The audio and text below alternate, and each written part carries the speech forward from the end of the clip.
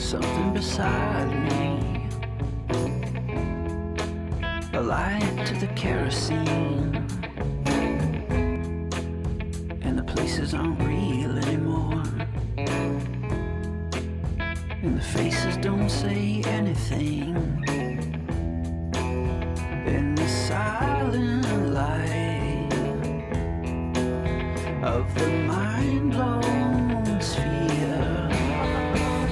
It's a game, Devil's Chess Club.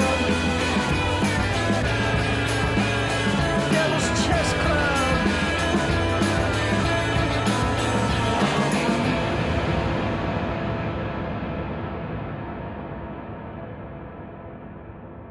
Welcome to this special episode of Devil's Chess Club. I debated whether I should leave the intro song in for this one, and I decided to because David Talbot was the reason for the song. He loves the psychedelic 1960s, so the song was inspired by that, and also by a particular song which gave him the title for his book on San Francisco, Season of the Witch. This episode is brought to you by Four Died Trying, the documentary film series which chronicles the four cataclysmic U.S. political assassinations of the 1960s: President John F. Kennedy, Malcolm X, Dr. Martin Luther King, and Senator Robert F. Kennedy. Devil's Chess Club is an American Exception production. Subscribe to the American Exception podcast on Patreon for access to the podcast that explores the deep politics of the U.S. empire from a scholarly perspective. Today we are paying tribute to and hoping to raise money for our friend and mentor, the journalist and historian David Talbot. Along with Bryce Greene and me, David is a founding co-host of Devil's Chess Club. Around 7 years ago, David suffered a massive stroke. Like the fighter he is, David recovered and went on to write a book about it, Between Heaven and Hell, The Story of My Stroke. Earlier this month, June 2024, David suffered a second near-fatal stroke as he was in the process of moving out of his family home, which he's lived in for the last 30 years. After hearing of his second stroke, I learned that David had only decided to move out due to financial difficulties. I learned that he had made essentially no money from his two masterpieces, Brothers, The Hidden History of the Kennedy Years, and The Devil's Chessboard, Allen Dulles, The CIA, and the Rise of America's Secret Government. In fact, he essentially lost money for his troubles, as you will hear at the end of the episode. I'm not going to try and give a detailed biography of David Talbot here. These major points will come up more than once during the different interview segments. For now, I will say that he was senior editor of Mother Jones Magazine, the founder of Salon, the author of Brothers, The Devil's Chessboard, Devil Dog, Season of the Witch, Between Heaven and Hell, and By the Light of Dying Dreams. Beginning next year, David and I were going to write a book on the RFK assassination. While that is not going to happen in the immediate future, I am hopeful that if he can recover, then David, his writing partner, Karen Croft, and I can get to work.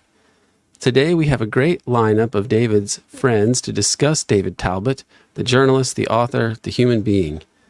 We'll hear from Glenn Greenwald, James DiEugenio, Jefferson Morley, John Kirby, Libby Handros, Oliver Stone, Peter Dale Scott, Ben Howard, Karen Croft, and our Devil's Chess Club co-host, Bryce Greene. Up first is Glenn Greenwald, formerly of Salon, The Guardian, and The Intercept. He is currently the host of System Update with Glenn Greenwald on Rumble. As you will hear, it was David Talbot who gave Glenn his first job in journalism back at Salon.com.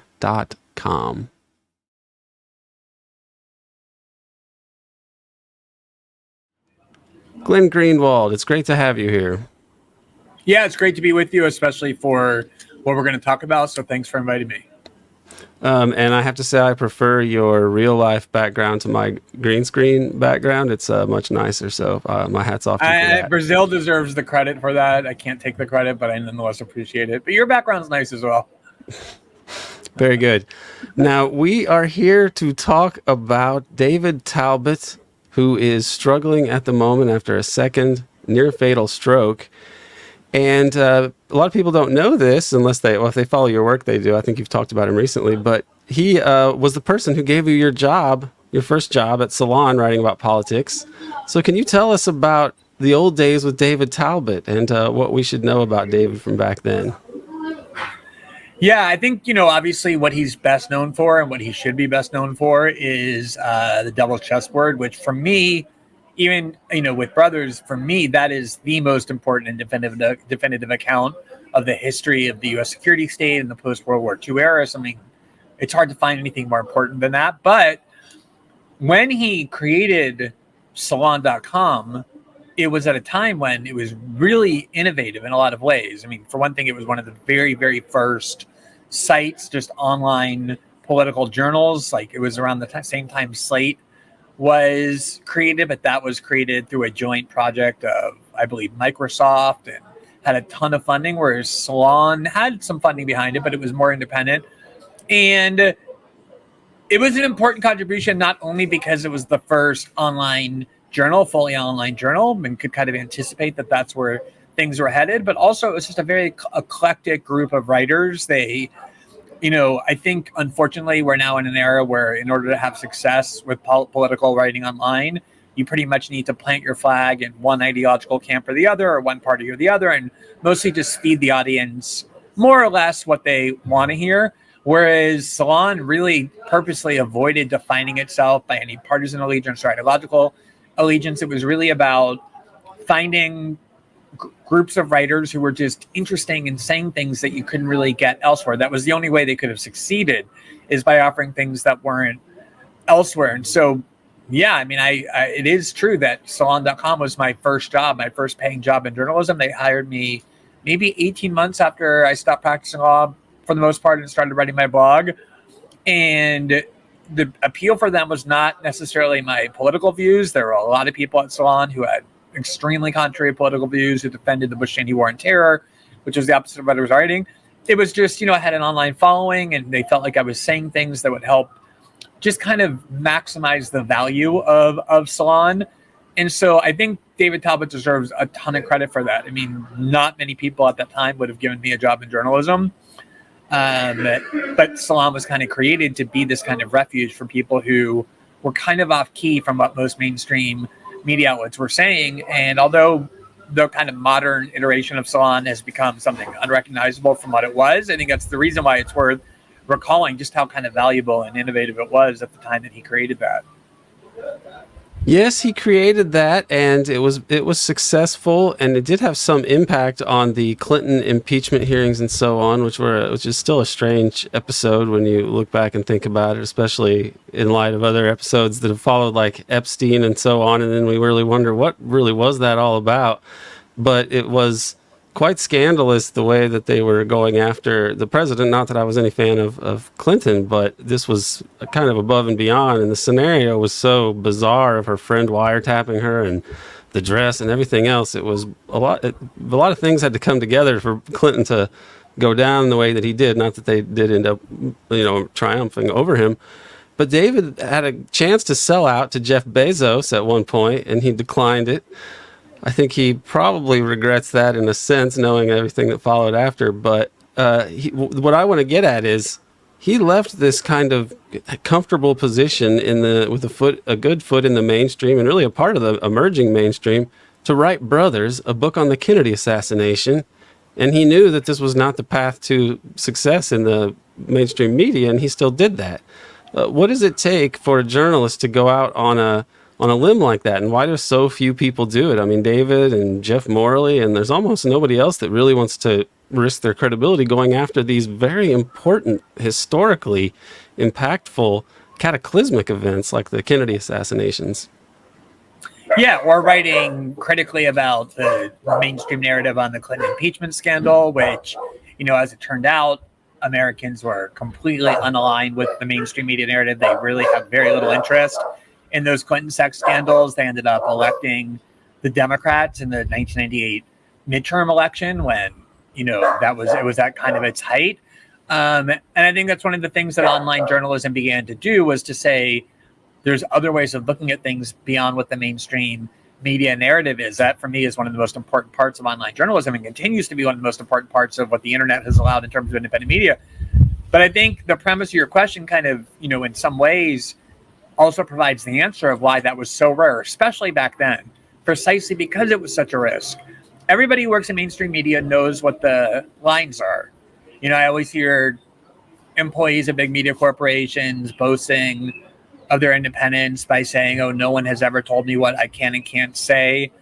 And I'm sure that's true because it's unnecessary. Everybody understands what the limits are, what the things that you can't say are.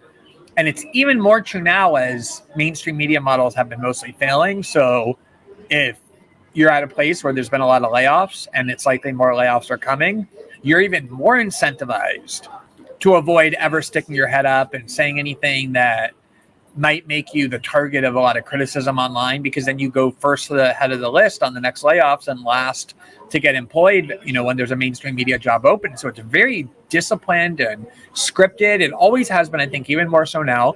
And if you're somebody who's within it, it does provide you a lot of personal benefits. It generally pays very well.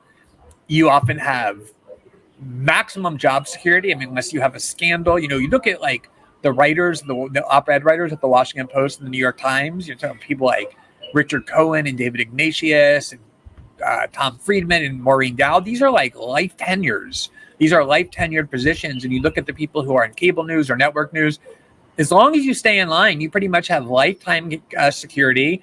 They pay very well. You get all the benefits personally and financially of what a major corporation provides if you work for them, and especially as you rise within them. Whereas to start challenging not just mainstream narratives, but the taboos that will get you ejected, like questioning the predominant narrative on the Kennedy assassination, or, offering this very, very deeply critical but well-researched history of the U.S. security state that barely ever gets mentioned inside U.S. corporate media. Not only does that produce the risk that you'll lose your job or you have to leave mainstream media to go to do it, it's almost certain that you'll never, it's kind of like a route of no return. You'll really never get back into it. And I think that's the reason why so few people do it. It's not that easy, especially if you have a family and kids and, you've got a golden handcuff on like a second house, a weekend house or whatever, and you want to keep all these toys that you've been able to earn by being a good conformist. It's hard to give those up, or it's hard to risk giving those up. And it can also be an isolated life. I think everybody who's a journalist wants to have some say in mainstream media. They want to be recognized within it. They want to have access to it. But oftentimes, if you pursue what your conscience tells you pursue, if you do the work that is actually fulfilling and gratifying because you feel like you're pursuing it because it's true and not because you have to, you get these massive benefits emotionally and psychologically of sleeping well at night. But you also risk a lot. And the fact that, we were just kind of talking about this before we came on the air, that somebody who's as important and as successful a journalist as David Talbot is in a very financially precarious situation demonstrates the risk of that. It's something that a situation he would not have been in had he, say, sold out to Jeff Bezos, or even just stayed in mainstream media and forgot about the Kennedy assassination and these other things that forced him to remove himself from there. That's the risk that a lot of people aren't willing to take. Yes, it's true, and you do understand why for all those reasons that you suggest. It's what puzzles me now. We're in this amazing time period where everything that has been constructed and the different narratives that prevail in the mainstream, of the U.S.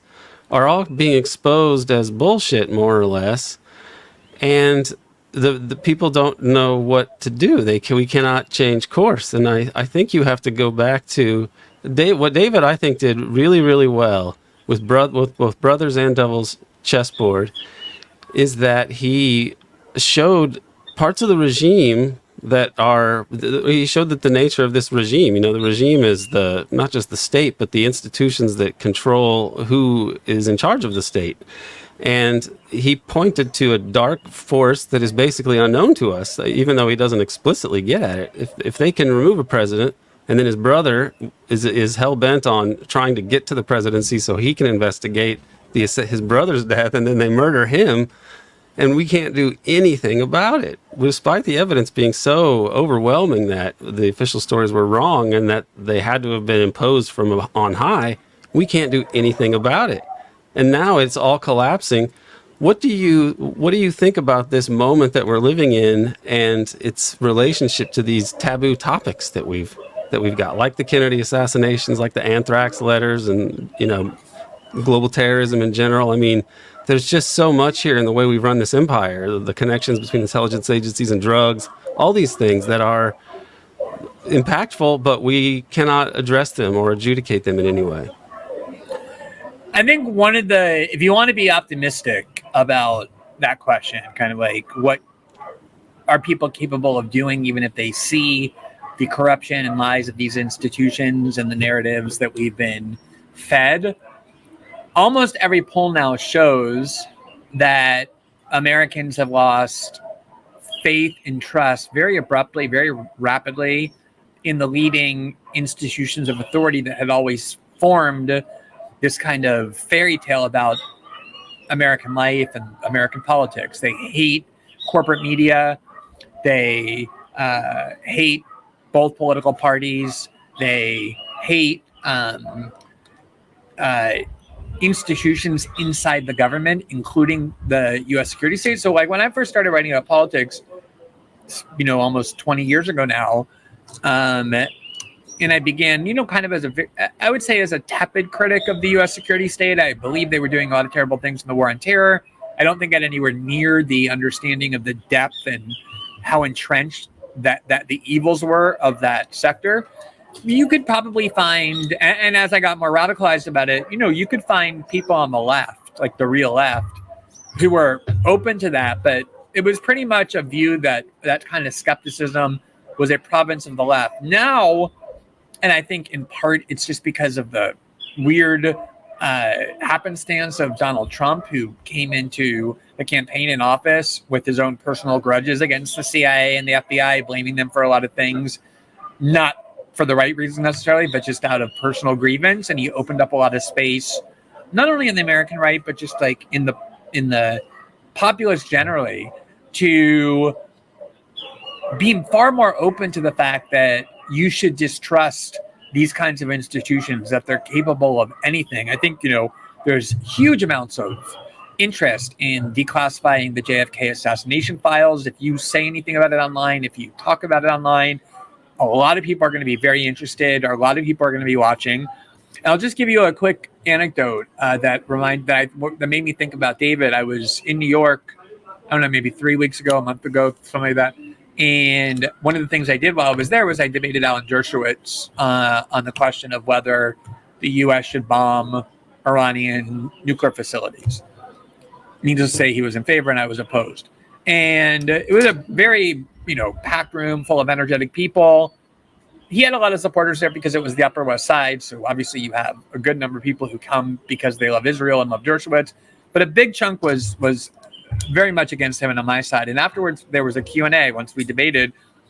And this guy stood up, I would say he was like 25. And he said, "I'd like to address my question to Alan Dershowitz, sorry." And the whole room laughed. And then Alan Dershowitz took grave offense at being called Alan Dulles. And I would say, not all that long ago, if you mention Alan Dulles, either people wouldn't really know what the reference was, or they would think he was a very positive figure. Remember, we have a major airport in Washington named after his brother, John Foster Dulles, as if the Dulles brothers are people that we ought to revere. And, if I go and point out something, for example, like obviously when JFK was assassinated, one of the questions was, did the CIA play any role? They hated JFK because he fired Alan Dulles, who was the, sort of king of the U.S. security state, in part because of the Bay of Pigs debacle. And Alan Dulles hated JFK. And yet somehow when the U.S. government set up a commission to officially investigate and provide the full explanation for how JFK was assassinated, one of the people on that commission was Alan Dulles. And, it's obviously not just one of them, the active person who had also orchestrated the assassination of other heads of state. I mean, exactly, which is totally documented. Yeah.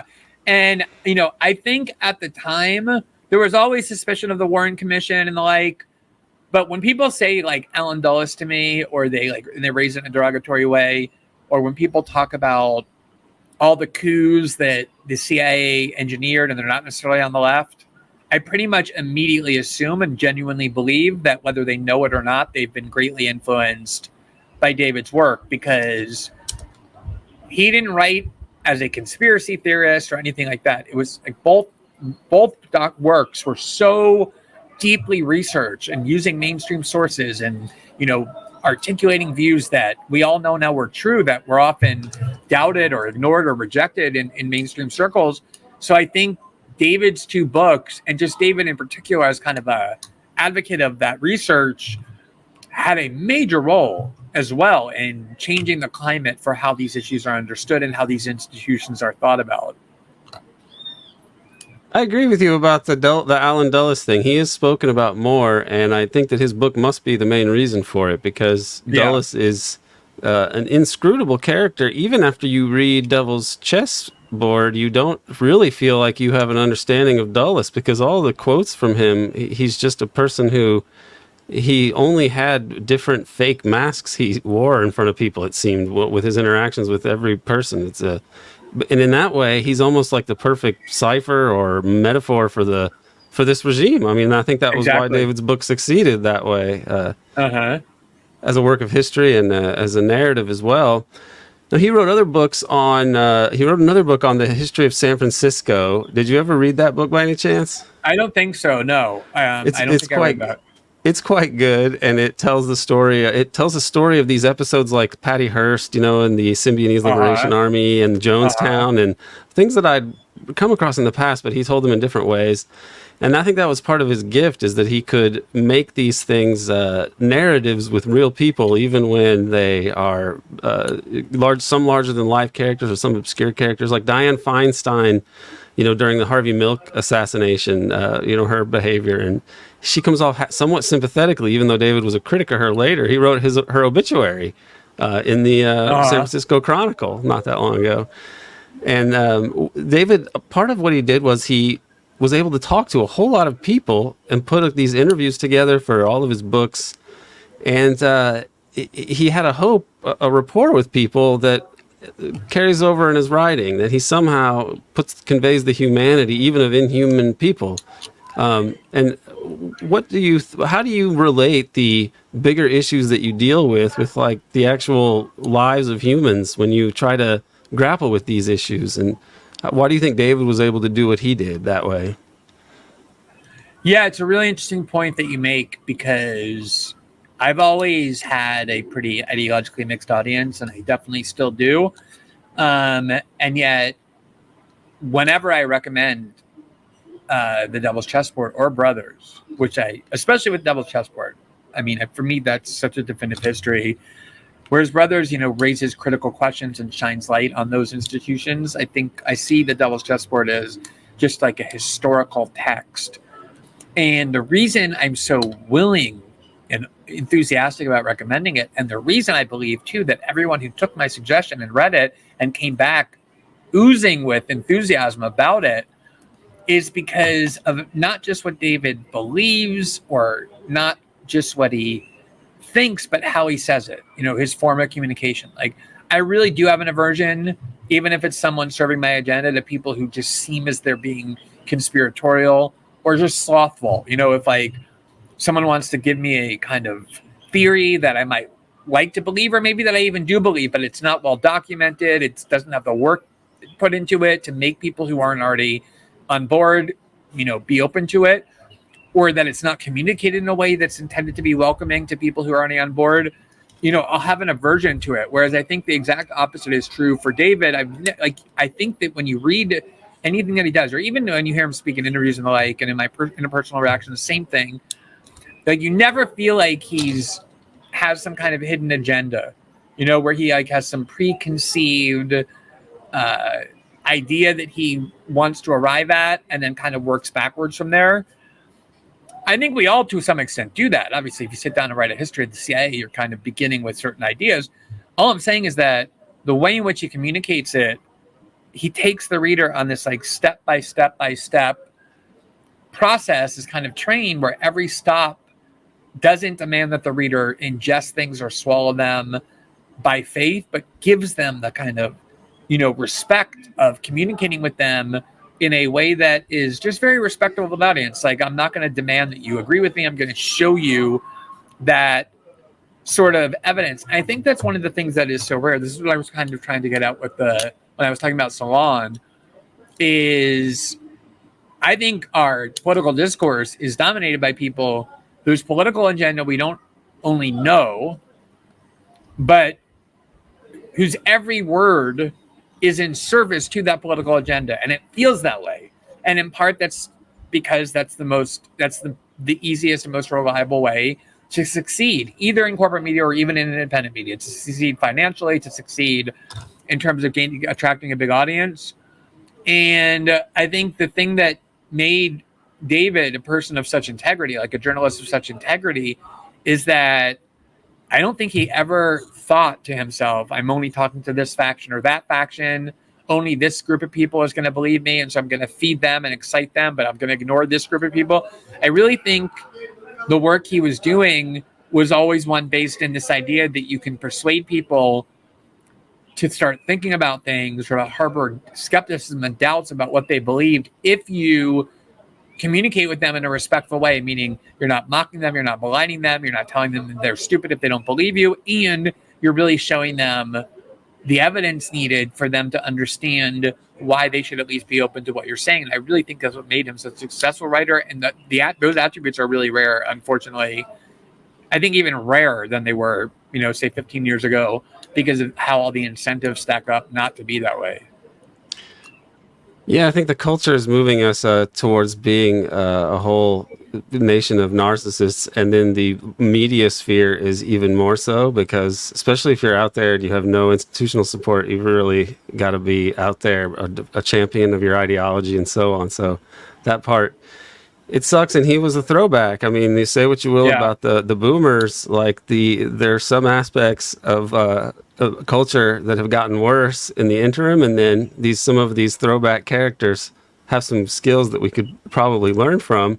The last thing I'll ask you here is what you'd like to say to David about, I think he's going to listen to this, and this is partly a fundraiser, partly a tribute to David, and then partly a kind of salute to David and really a message to David. So if there's anything you'd like to say about David's impact on your career trajectory and his work, this would be the time for it.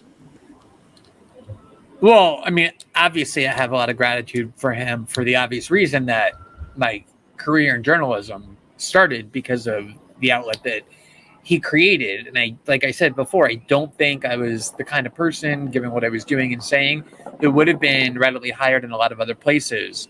For a lot of different reasons. And so the fact that what he created and what his perspective was included what I was doing in voices like mine, and even like voices like mine, but with a lot of different worldviews.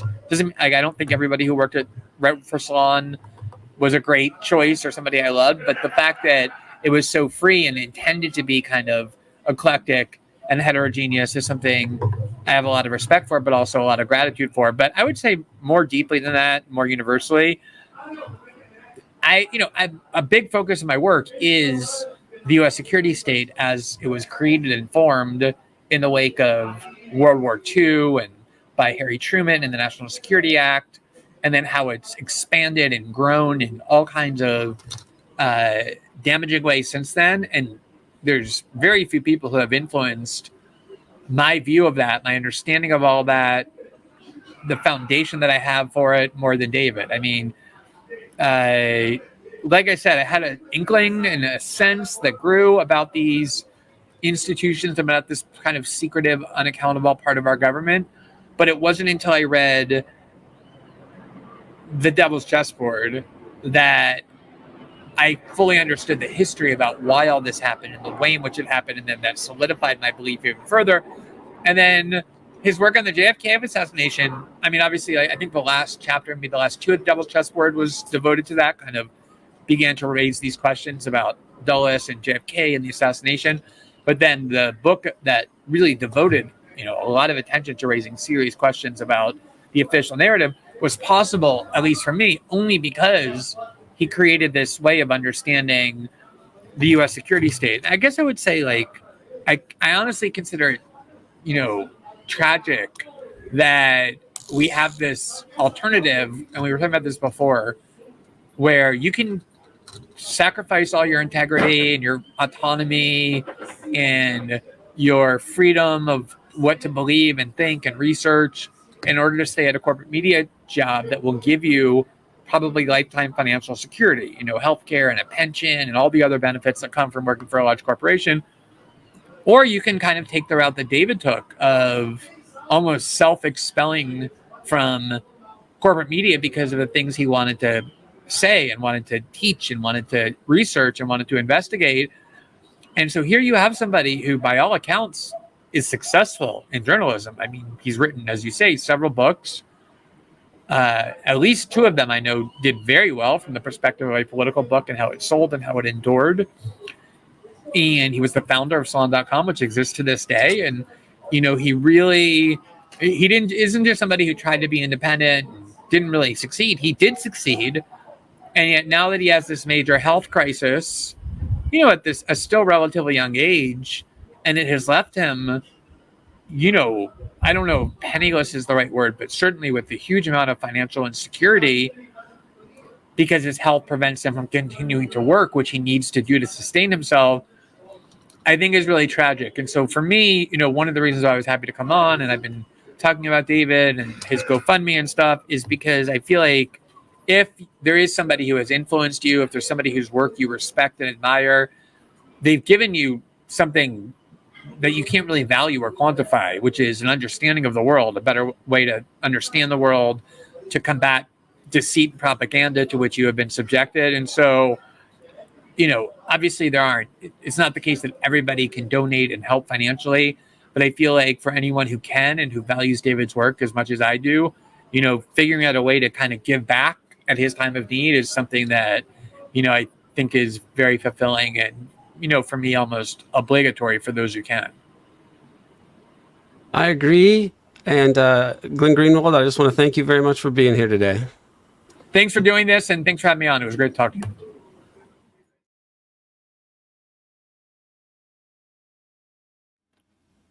Next up, we have two of David Talbot's longtime friends and friends of American Exception and Devil's Chess Club.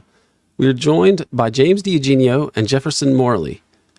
Jim DiEugenio is an historian, prolific author, and the co-creator of Oliver Stone's JFK Revisited Through the Looking Glass.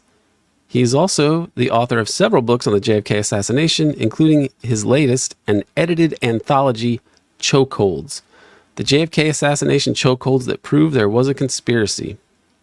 Jefferson Morley is a Washington author and veteran journalist whose novelistic nonfiction books explore the untold chapters in the history of the American nation. His relevant books for our purposes include The Ghost, The Secret Life of CIA Spy Master James Jesus Angleton, and most recently, Scorpion's Dance, The President, the Spy Master, and Watergate. He also runs the excellent JFK Facts website over at Substack.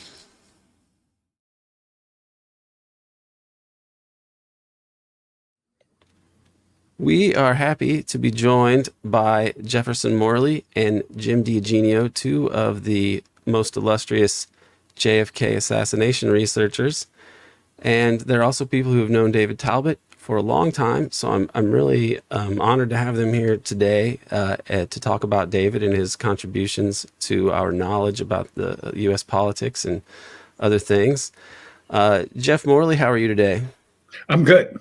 I'm eager to talk about Jim DiEugenio, it's early for you out there, so thank you. Yes, it is. I had to set my alarm. Very good. Very good. I understand that. Maybe we'll start with you, Jim. Can you tell us the significance of David Talbot's work here? He is now in a difficult phase as he's in a stroke and has lost his ability to speak, but I'm told he can still hear things and can understand what's going on around him. So as much as I want to help raise funds for him, I also want this to be a tribute to David, and I want David to be able to hear this, and I want other people to be able to hear this as well if they're not as familiar with his backstory. So maybe you could tell us about what's remarkable about David and his, Well, the arc of his work. let me begin by telling you a little vignette. When we were doing JFK Revisited, I interviewed Talbot, okay, up in San Francisco. All right. And he pretty much recovered from his first stroke, okay, although he still had to wear the sunglasses, etc. And so I did the interview. And after the interview, on the set were the sound guys, the cinematography guys, the gaffer, etc. And as David left, they all said, "Hey, Jim, is the next guy going to be as good as this guy?" So even the technical people, understood that was a really good interview with a really good subject. And I thought he was really good, by the way. If you see the film, I thought David came off very well in that. Now, let me tell a little story because I think this is very interesting. Talbot's last book is the Devil's Chessboard, which I gave I read it his twice. Last JFK by the book. His last book on JFK related things. Right. Yeah. Okay. I read it twice and I gave it a very long review. And I thought it was quite good. All right. And he unearthed a lot of very interesting stuff in there. And when he came down here in LA to do, I think it was for KPFK, did a benefit for K. By the way, and it was packed. It was packed. They had to rent another room. Okay, that's how many people were there. Okay, and so I walked him out, okay, to his car, and I congratulated him, and I said, David, from the first to today, you did a really great evolution on your thinking about the Kennedy assassination. And he said words to the effect, well, that's thanks to people like you and Lisa Peace and Gary Aguilar, et cetera. He's very modest about the whole thing. Now, what I mean by that is that a long time ago, I believe in 1992, Talbot did a discussion of the movie JFK. And for Image magazine, which he was the editor for. And he used people like Dan Moldea, Frank Regano, okay, and Bob Blakey as his authorities, okay? And it was a court of a mob did it kind of thing, almost like out of that novel Double Cross, okay? But then he transitioned to what I think is a pretty good book, Brothers, which I believe is a definitive book about how Bobby Kennedy was the first JFK conspiracy theorist. All right. And then he went a little step further than that, where he actually tried to reconfigure the crime himself, okay, with Alan Dulles as the, let's say, chairman of the board. Okay.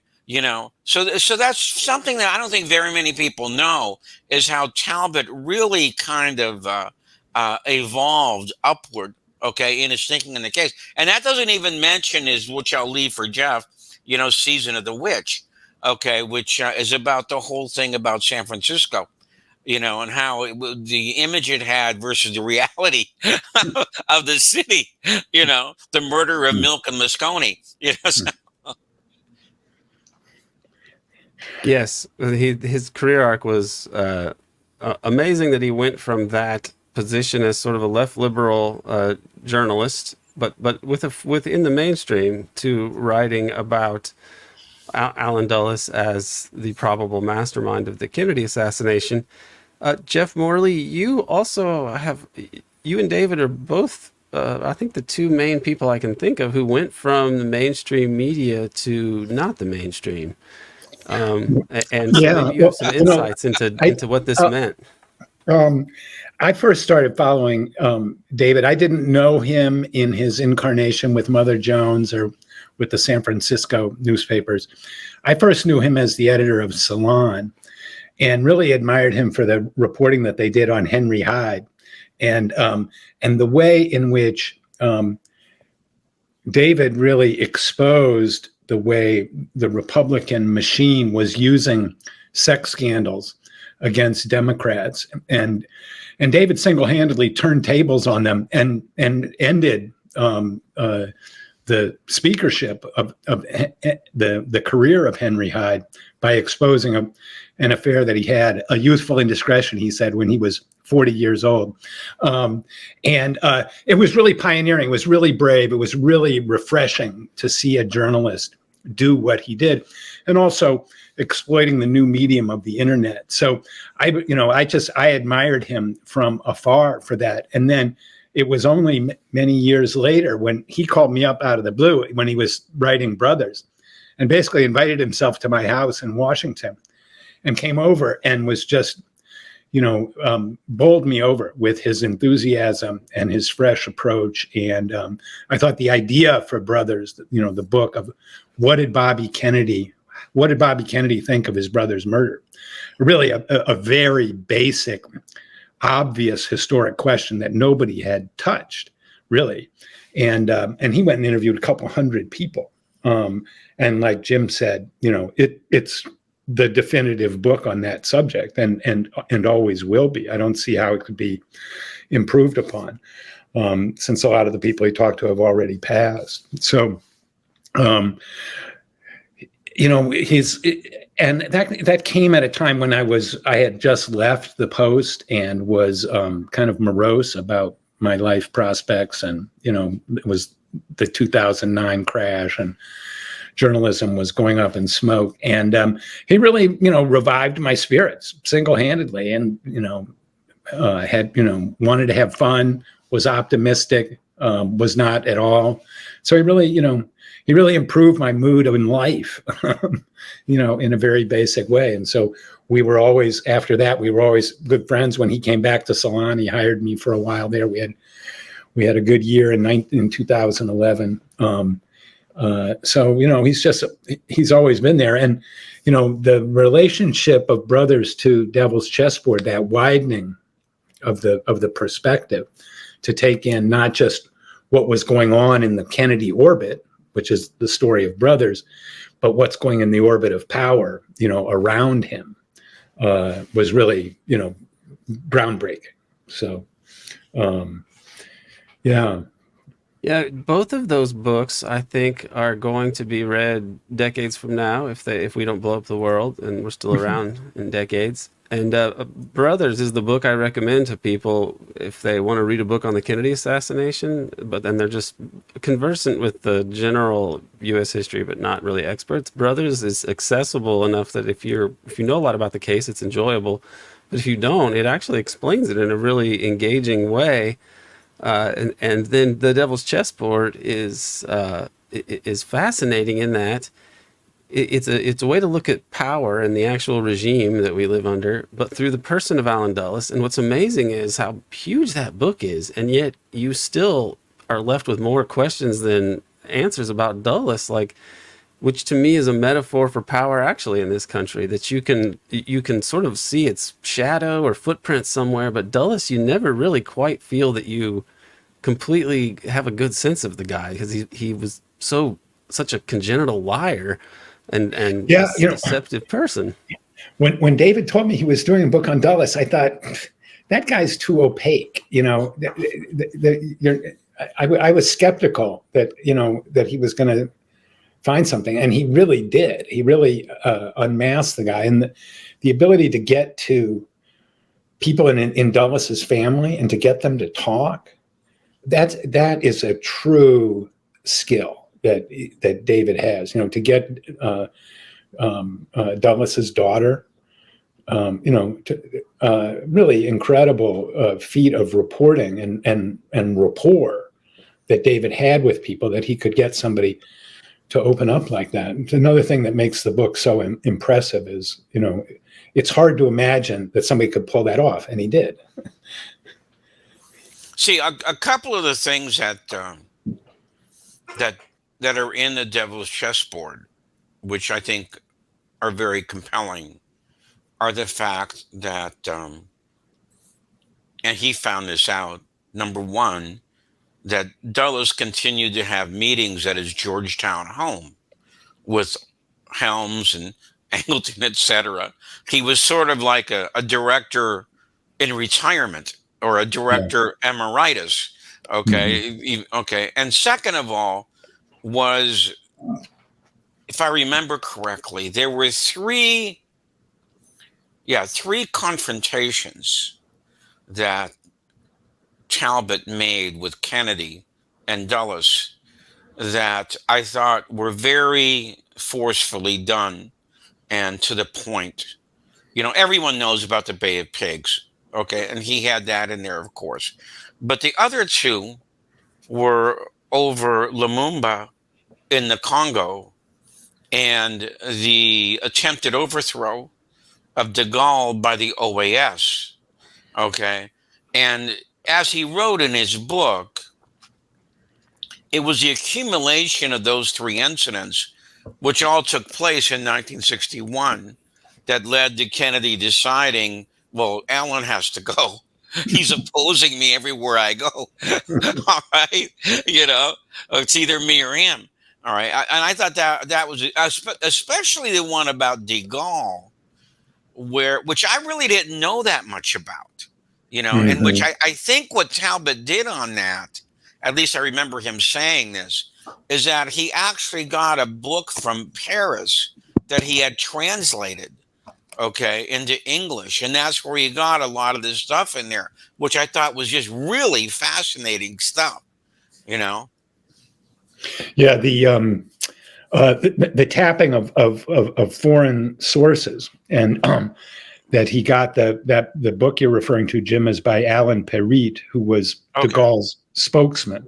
So he was kind of, at de Gaulle's side for his whole career. And Perrit talks about how de Gaulle thought about JFK's assassination. That's another really interesting part. Well, of the book. that was actually more than interesting, because if you remember, if I'm remembering correctly, de Gaulle says at the end, this had to be an inside job. Okay, you have to compromise the security forces in some way. And he goes, believe me, I know about this stuff. Okay. Yeah, no, he told Perrit, he said, these are the dirty tricks of security forces everywhere. They find a useful idiot who looks like a fanatic, and he has this great line about American officialdom. They don't know, they don't want to know, and they don't want to find out. Right. Exactly. Yeah.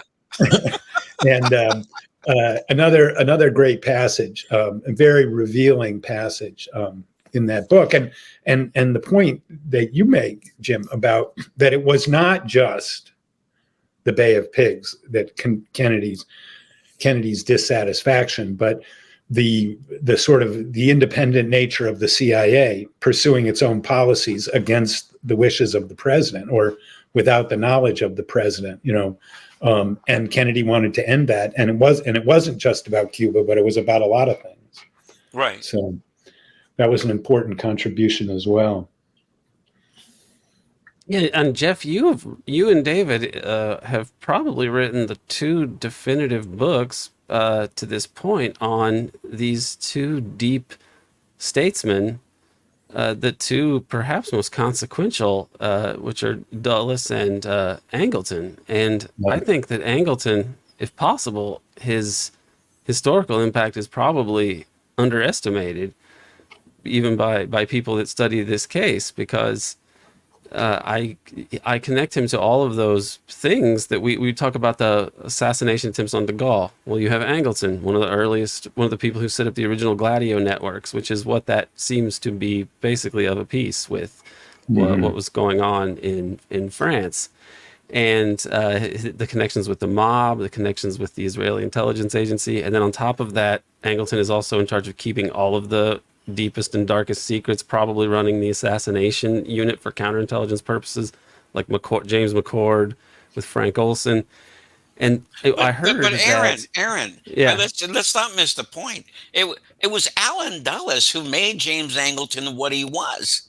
I mean, how can anybody ever forget that it was Angleton who carried Dulles' ashes at his funeral?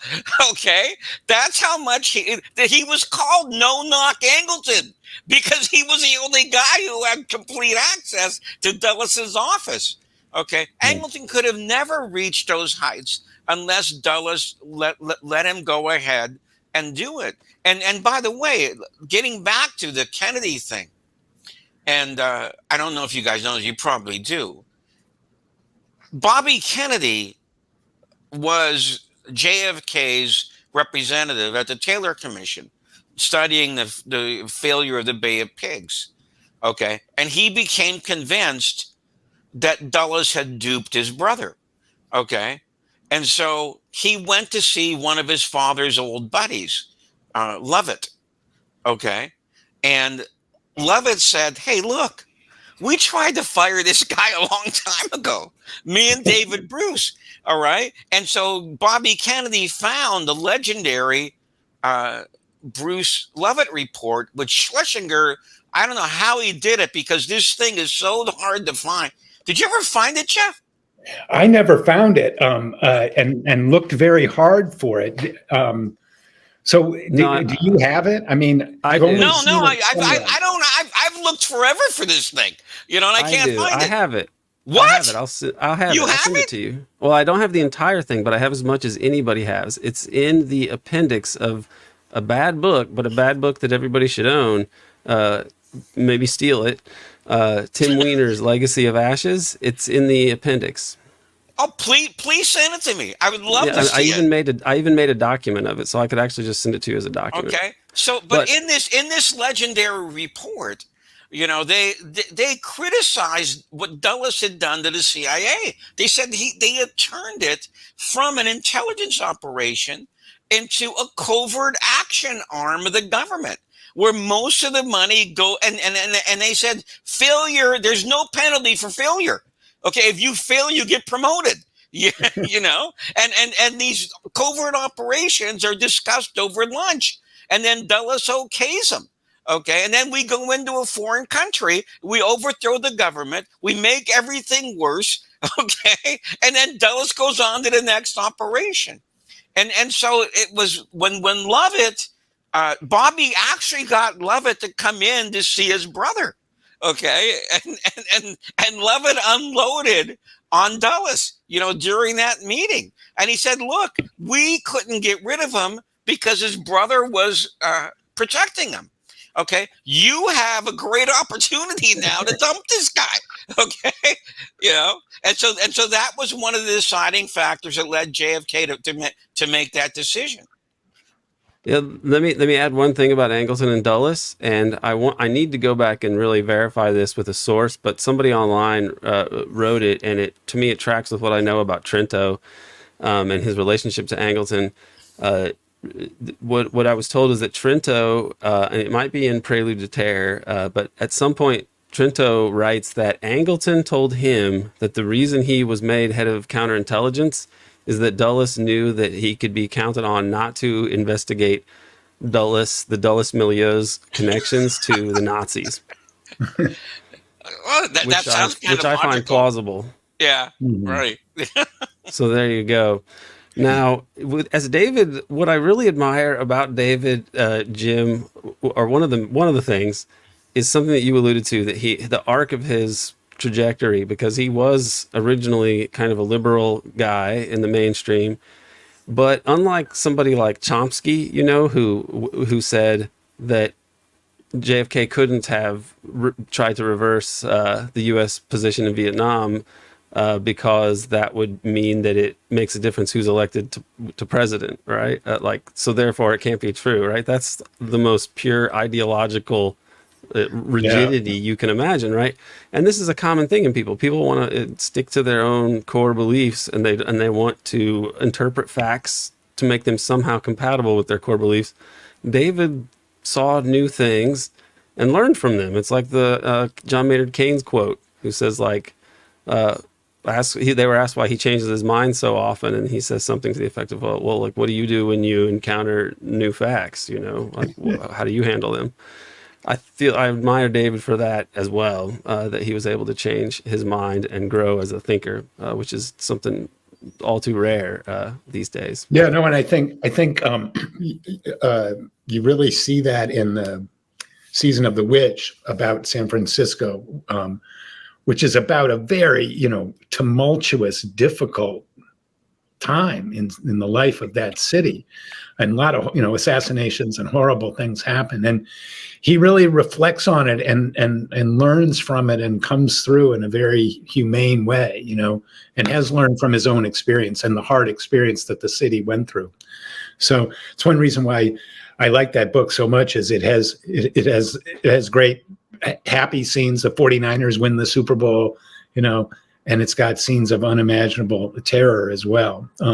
And David handled it all very humanely, because he did learn, and he did respond to people. He wasn't, Noam Chomsky up there on his throne in MIT looking down at us mortals. The guy's never made a mistake in the last 1,000 years, right? He's never been wrong about anything. David wasn't like that. And by the way, you really have to, I think Jeff alluded to this earlier. You really have to give Dave a lot of credit. In his book, Between Heaven and Hell, which is about his recovery from his stroke, he talks about the founding of Salon. Okay. And at its peak, and this is really phenomenal, he had 100,000 subscribers at $40 a pop, which means he had an operating budget of $4 million.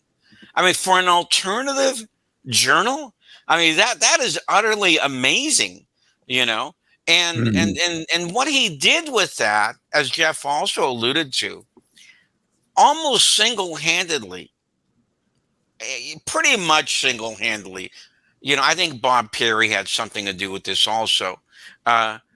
He turned Whitewater on its head. Okay. he started going after the Republicans. Okay. Yeah. Right there in broad daylight, questioning their ethics, questioning their consistency, labeling a bunch of hypocrites, he right. He told me later, he said, because I complimented him on that. And he told me later, he said, Jim, my only second thought about that was Clinton really worth saving? Was he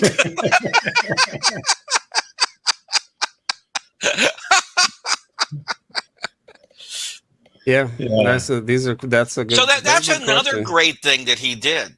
The establishment of Salon. Yes.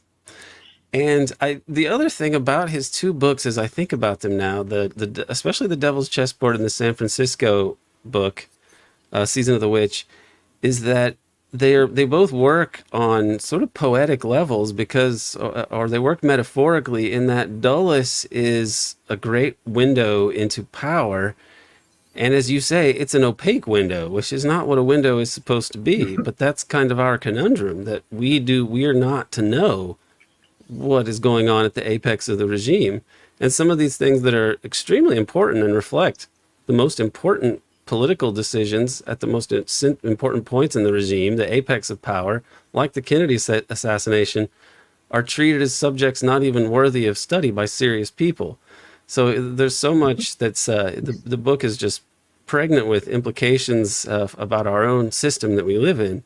And likewise, by focusing on San Francisco the way that he did, which was pretty much the epicenter of the left, such as it was in the U.S., and you see just how much chicanery they were exposed to, because underneath the Jonestown business and the talk about the Symbionese Liberation Army is a whole lot of what seems to be political chicanery that David doesn't really attempt to like full on explain, because you can't explain it. And if you try to really go beyond what's available, you end up sounding a little crazy. So it ends up being like a great sort of microcosm of what happened to the U.S. in general just over that time period, and the way that people are like, what in the hell is happening? Like Donald DeFreeze and Patty Hearst and Bob Jones is down there giving everybody strychnine Kool-Aid. What the hell is going on? And then at the end of the book, as you pointed out, he just talks about the 49ers and how great they were and how cool Joe Montana was. And I actually loved that part, because I know everything else he writes about, but I like that he wants to still tell human stories about people coming together in having community in ways that are positive and life affirming, and that it's not all assassination plots and organized crime working with the spooks and so on. I just appreciate his love of life, which is probably something that came through and made him able to interview all these people so well and made people open up to him, because he's just a great guy in general. Yeah. And there's also I don't think we mentioned he did a book on Smedley Butler also.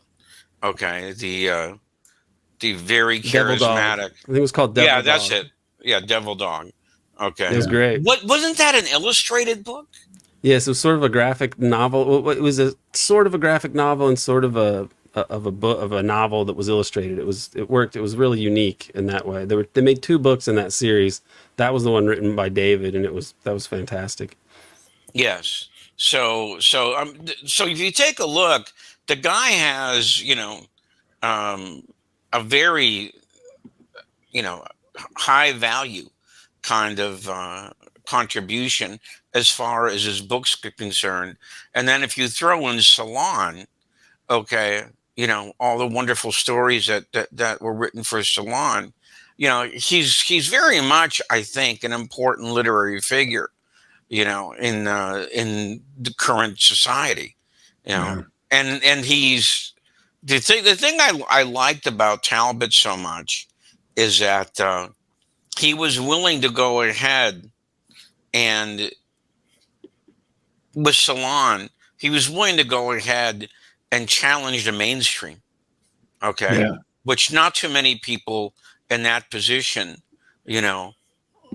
were likely to do, And I mean, even what we consider, leftist kind of publications didn't do what he did there. Like I'm talking about The Nation or something like that. Okay, they didn't even go as far as David Talbot did. David Talbot published Lisa Peace, okay, on the RFK case, Mm-hmm. Yeah, this is true, and that's a tough world, as Jeff knows very well, to start to write about these things in, because you know how it's going to be received, and I think it takes a lot of courage. So I salute David. But he understood the importance of the independence that the internet could give you, and that amazing, that he had 40,000 subscribers, 100,000. Yeah, 100,000. Yeah, and it gave him the freedom to do that kind of reporting that even these legacy institutions didn't have the imagination to do it, and he did. So when you talk about journalism, especially in the with the coming of the internet, David really played a really leading role. I mean, I learned from him. I when he started doing that, I thought that's what I want to do. He told me that he regretted the fact that what happened to Gary Webb. Gary Webb commits suicide probably in 2004. The circumstances are weird, but Michael Rupert investigated it and told Peter Dale Scott that he was convinced it really was a suicide. But that the gun had misfired once and he shot himself in the jaw. So then he just picked it back up and shot himself in the head again. Pretty grim stuff, but I tend to think that's plausible. But regardless, what David told me was he regretted not tracking him down and hiring him when he was at Salon, that it just didn't quite occur to him at the time because his sort of political evolution, it was sort of coming in a longer way. But then later he was the one, it was his Hot Books imprint on Skyhorse that they made the Gary Webb film out of. So he had helped to edit that book by Nick Scow, and that turned into the Gary Webb movie, which was actually pretty good. It was very good. And Peter Dale Scott was a consultant too for that. So that movie, I hope, will in a sense immortalize Gary Webb. And I think for David, his works will certainly immortalize him in that way that the great writers and bards and poets can be immortalized. So gentlemen, thank you so much for doing this and staying a little longer than we had suggested initially. So I really appreciate it, and I hope that people appreciate this and that David can hear this as well. So I'm excited about that. Thank you very much. Thank you. Bye-bye.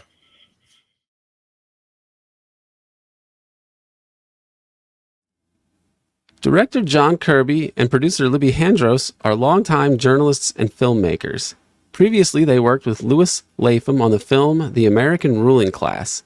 Presently, they are working on the ambitious and important film series Four Died Trying, about the four major political assassinations of the 1960s: JFK, Malcolm X, MLK, and RFK.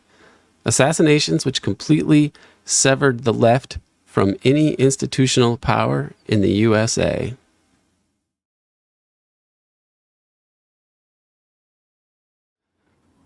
John Kirby and Libby Handros, thank you for joining me. Happy to be here. We are here to pay tribute and to help to hopefully raise funds for David Talbot after his second serious stroke. This one's near fatal.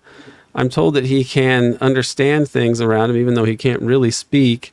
So as much as anything, I hope the audience that hears this enjoys this, but I hope that David is able to listen to this and that it might lift his spirits to know what an impact he has had on people.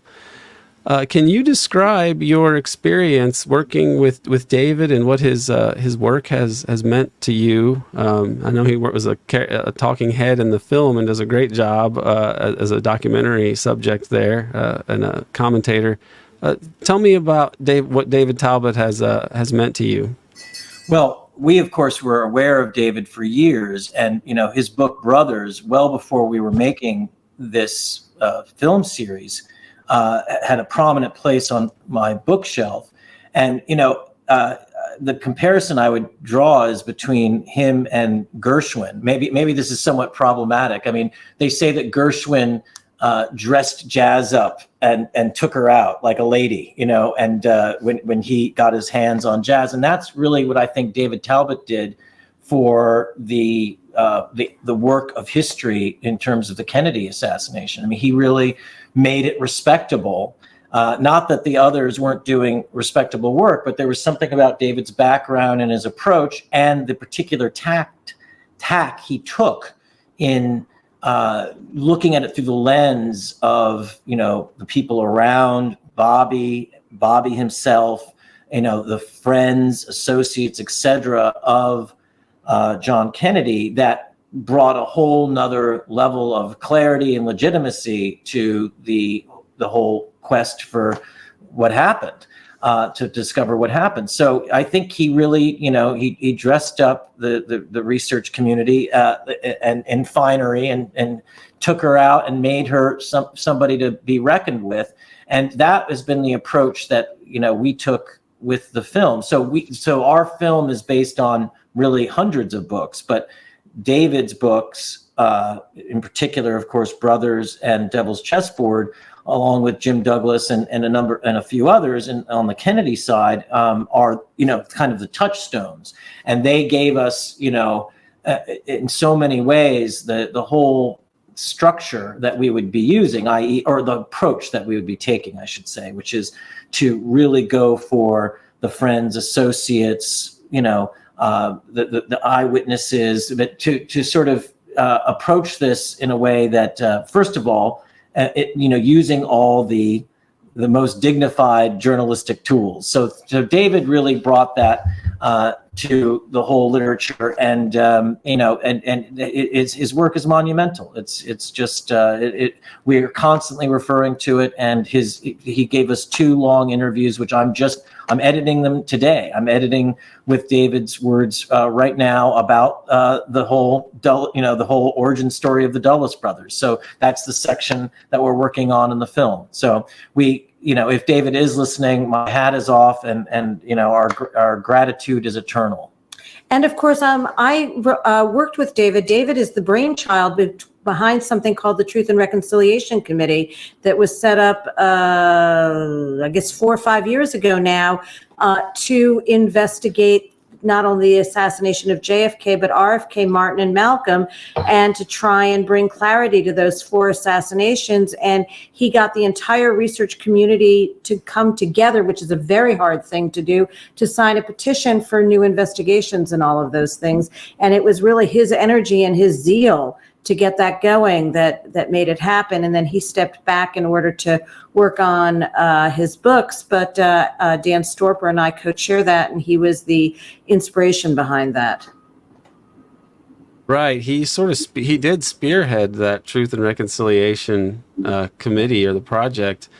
And I find that in general something that I admire about David and that you don't necessarily see in people on the left. And I think he was a guy who started out on the liberal left side of things and ended up being more of a radical of sorts and kind of transcending what, American liberalism, in that he looked at the heart of the state, the apex of the state, and said, there's criminal chicanery at the top here. This regime is not really what it says. That's the implication of this, that we don't really live in a democracy, that we're governed in a top-down fashion, and that there's a veto power over democracy that this regime has. And so this actually is something profound. It's a profound fact about our society, and it's dispiriting in a way, but I think his old liberal activism and his tendencies, going all the way back to the 60s, made him believe that it was worth trying to do something about, and that you could do something about it, and that somehow the truth might inform the debate in a democracy, and that you might have positive changes from it. Even as the implications of his work are that this isn't a democracy, he still had these habits of mind that compelled him to speak to these things as though it's going to matter. And I think we all have to pretend that it does. We all have to believe it does. I think that's what draws everyone together under a big tent. That's the big tent that we're trying to create with our film, having all kinds of different interview subjects who maybe have all different political orientations. They've all made this discovery. They've all made this, just many of them have made the discovery that there's something that supersedes left and right.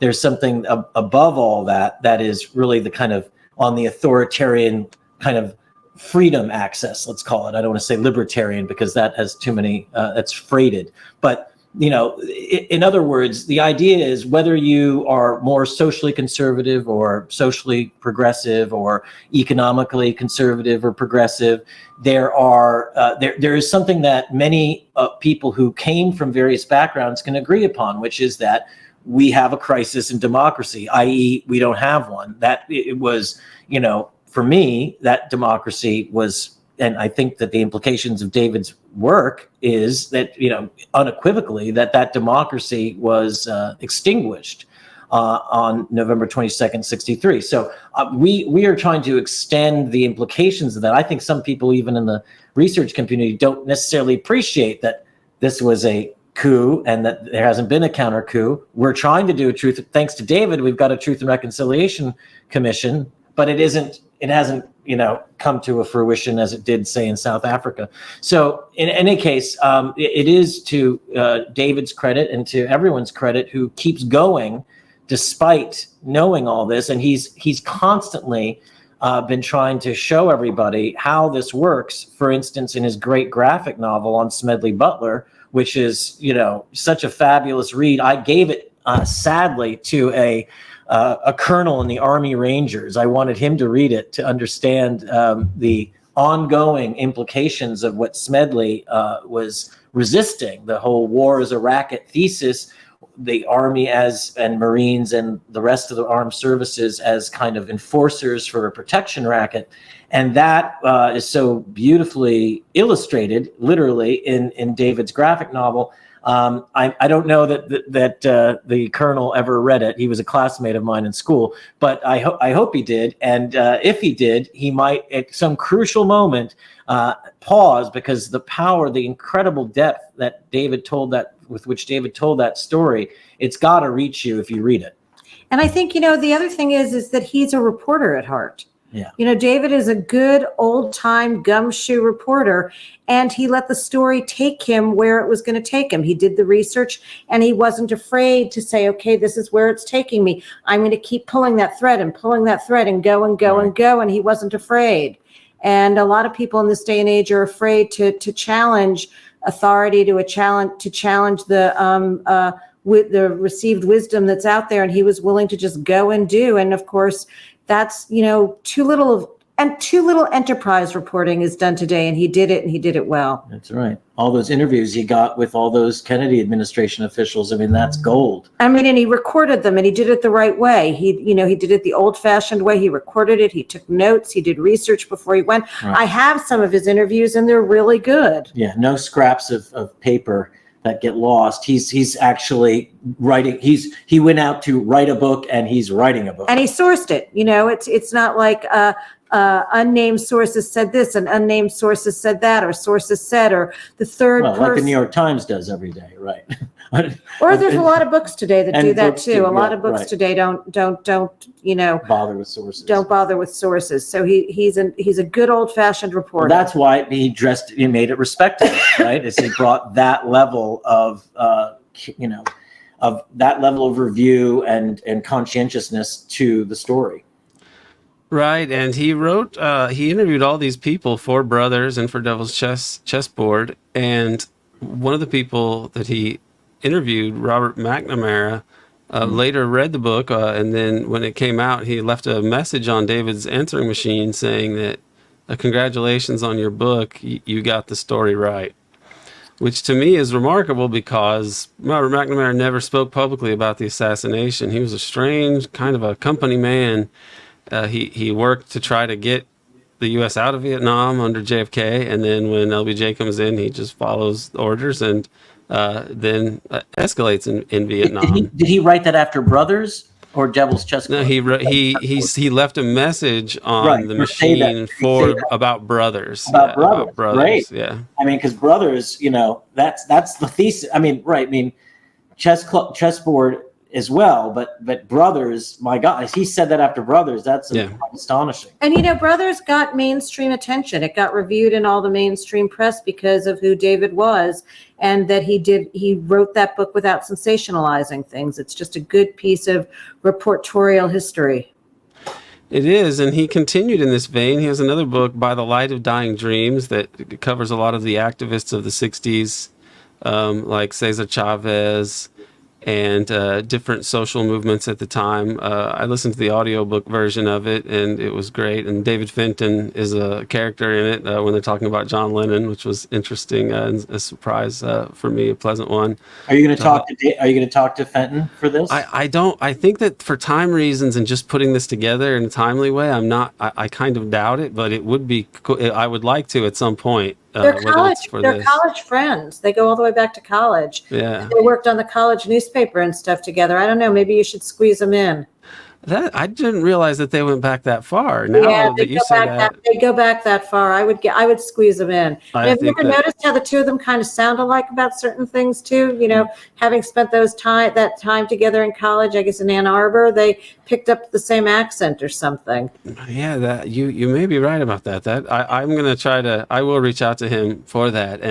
But the book, By the Light of Dying Dreams, it just points it doesn't deal so much with the assassinations or the deep state part of it. It looks more at these like activists, but it's a part of David being someone from the 60s and someone who was idealistic and someone who was on the liberal left side of things in the 80s is with Mother Jones, in the 90s with Salon, and then thinking basically what happened to this country and what happened to like the left that was the politically active part that was like going to reduce end military. By the end of 1968, you have RFK and MLK talking about, MLK is talking about the evil triplets: racism, economic exploitation, and militarism, and Bobby Kennedy is running on the same platform: peace, economic justice, racial justice, and that was as far to the side of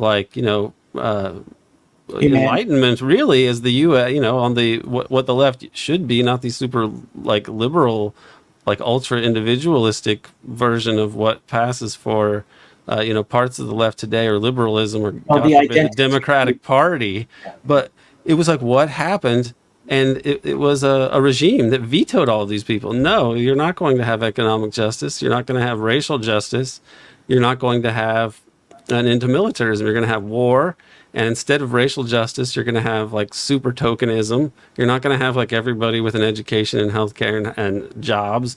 Like RFK was for a public jobs program, even if the private sector wouldn't do it. It was moving the country in a more progressive way. But when he gets into Devil's, and so this was what happens in the 60s, but he looks at Dulles and he traces it back further. He looks at how the Dulles brothers were a part of this group that went for global domination for corporate America. I mean, he tells that story so well. He goes into the Council on Foreign Relations and C. Wright Mills and the Power Elite. And he somehow does this in a way that is that's satisfying in a literary sense because he's such a good writer. And I feel like his work is immortal, but unfortunately, David is not. And also, unfortunately, he did not get the financial rewards that he should have gotten. It's a crime that somebody like Thomas Friedman can draw a salary from the New York Times, and then he can make so much money with these shitty books like The Lexus and the Olive Tree, and you read them now, and it's just like a joke when you look at what came of neoliberal globalization that he was a cheerleader for. And it just goes to show that there's really not much justice in this Well, system. Aaron, that's right. And you know what? That's a point of pride. It's like Thomas Paine had like 4 people at his funeral, right? I mean, you can almost gauge, like, it's an inverse proportion to the amount of money you make to show the amount of good that you've done. I mean, if you've been a Thomas Friedman and you've made a comfortable living as a writer, as a prostitute for the ugly edge of globalization, then you're going to die wealthy and with friends, and you'll have maybe a ton of people. You're going to have there'll be 10,000 people at your funeral. Maybe you'll be carried through the streets. At the orders of the state. But those of us who go that other direction will probably we're bound to die poor and and buried in a potter's field, and that's okay. That we feel good about that. That's But David, you're going to recover from this, and we're going to we'll have a big party one way or the other. Okay, everything's going to be all right, and who knows? Maybe it's a mystery. Maybe this isn't even the end. I like it. I hope that he recovers. The same team that was working with him before to help him recover his faculties after the first stroke is with him again. And Karen Croft is hopeful.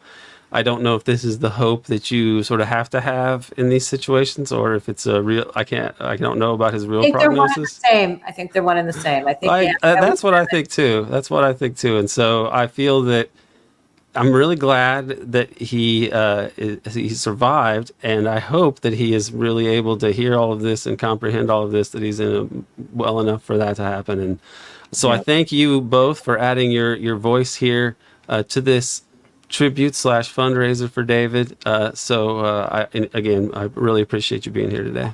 Our pleasure. Our pleasure. Get well, David. Mind over matter. It does work. This is think about MK Ultra. I mean, it works. We're gonna reverse it for benevolent purposes. So let's hope it happens. Thank you very much. All right, Thank take you. it easy, Bye-bye. Aaron.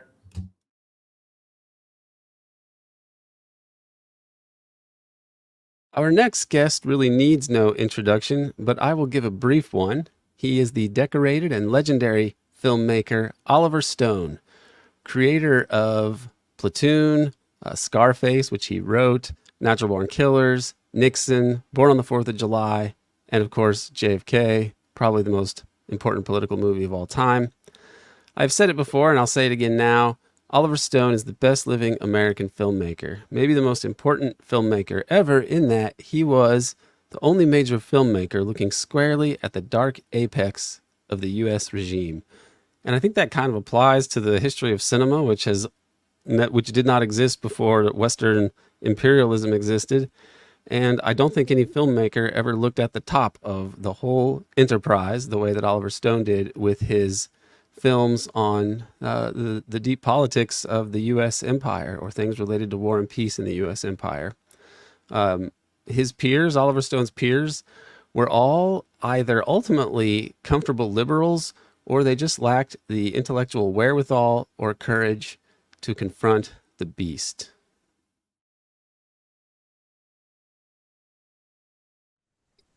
Oliver Stone, thank you so much for joining us today. Hi, Aaron. How are you? I am well, despite the fact that my good friend and co-host on Devil's Chess Club has suffered this major stroke. David Talbot, our mutual friend. And you've known David for a while, and you're familiar with his work. Maybe we could start with his work on the JFK assassination with Brothers, and the fact that he really nailed down what RFK, his response was to JFK's assassination, which was a mystery up until that point. What do you think about David's decision to go into the JFK assassination and his contribution with that book? Because Robert McNamara actually called up David afterwards and left a message on his answering machine saying, "You got this right. You got it right. You got the story right. Congratulations." So this is, I think, an important accomplishment. You mean the story about Vietnam? No, the book Brothers. McNamara left about Robert. Yeah, the book itself. Well, the book has a lot of things in it. It's a long history of Robert Kennedy, and a very good one, and I enjoyed reading it very much. But it came, he was David. That was written about 2007, 8. Yeah, 2007. Yeah, it was late to the game. I mean, Jim DiEugenio, who was my main consultant, and I had been on this for a while, and we went back to it with a documentary not too long ago, JFK Rediscovered, which is still out there. Yeah, JFK Revisited, and then JFK Destiny Betrayed, right? The longer one. Right, Revisited. Yeah, it was quite an effort about 3-4 years ago. And so David came along late to this story, but he was one of many people who I got to know who are fascinated by and believe that this was an operation to get rid of Kennedy very strongly. David came to me sort of sideways from another direction, as you say, the Robert Kennedy direction, and everything he said about his Robert Kennedy was confirmed to me by Robert Kennedy Jr. Around the time that I got to know Robert. He's in the documentary. So, it's solid stuff. And it makes sense because Robert was the Attorney General, so he has to explain.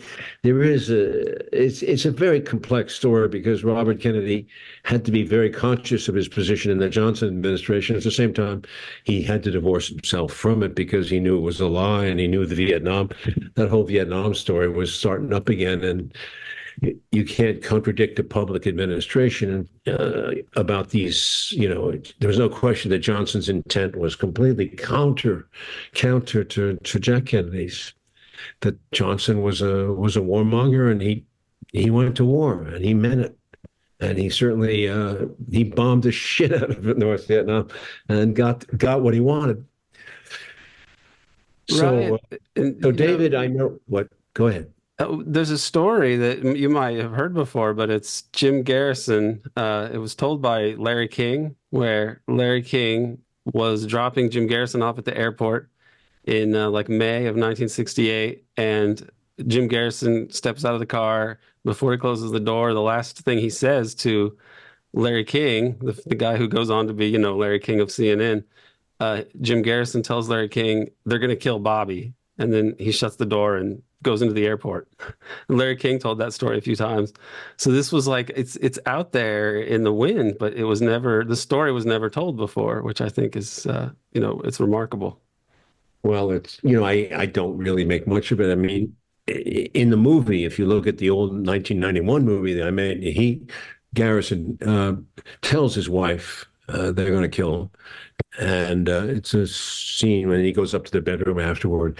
But yeah, Garrison had a good sense of it. But the Garrison investigation, it's a complex story where it interweaves with the Robert Kennedy question mark. Kennedy sends Walter Sheridan from the Attorney General's office down there to see if Garrison is on the up and up with this, or if he's just an outlier. And unfortunately, Sheridan was a precise guy, but Jim, as I tried to point out in the movie, and it's very clear in the movie that he doesn't get the verdict he wants. He gets a not guilty verdict, but he was fishing. He was fishing, and a lot of his witnesses and his subpoenas were ignored. Witnesses disappeared. Witnesses, in some cases, bringing in witnesses was not within.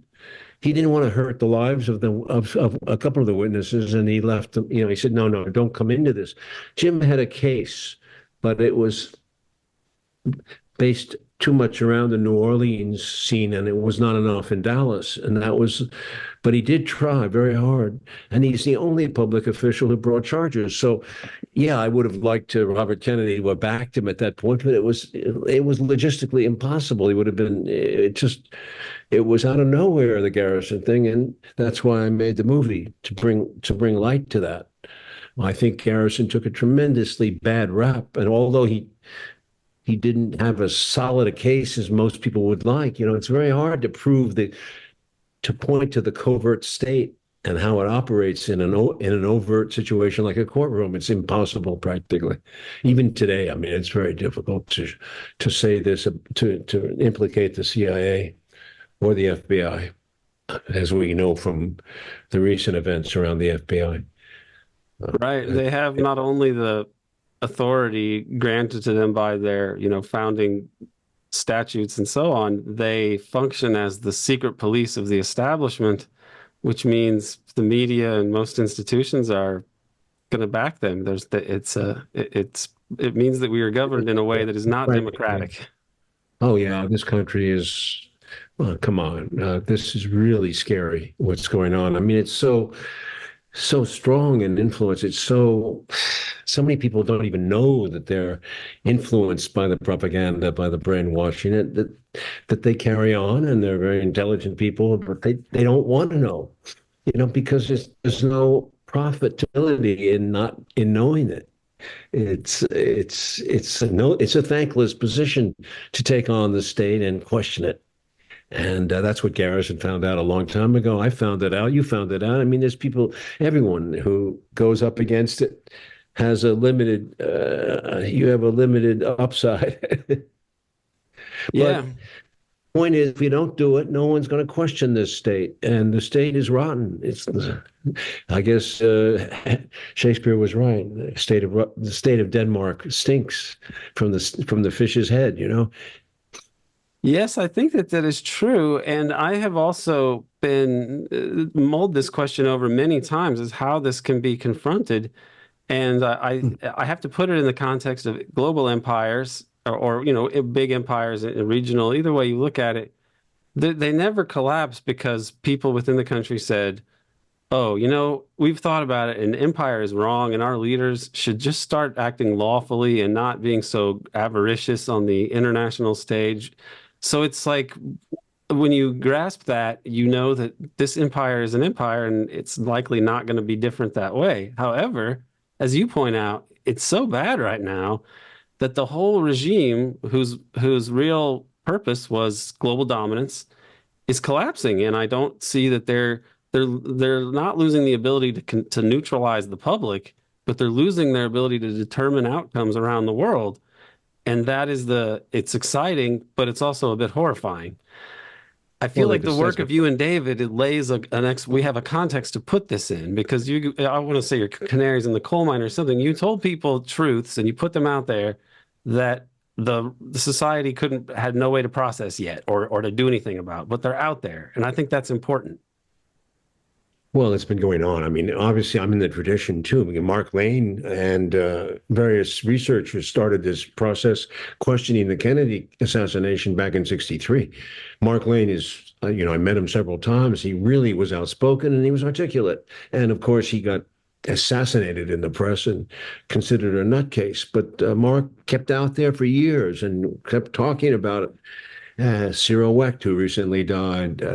So many people have given their lives to study this and spent for nothing, not for gain or anything, of just the foundations, Sylvia Marr and Mae Brussels, so many people worked at this for years and years and years.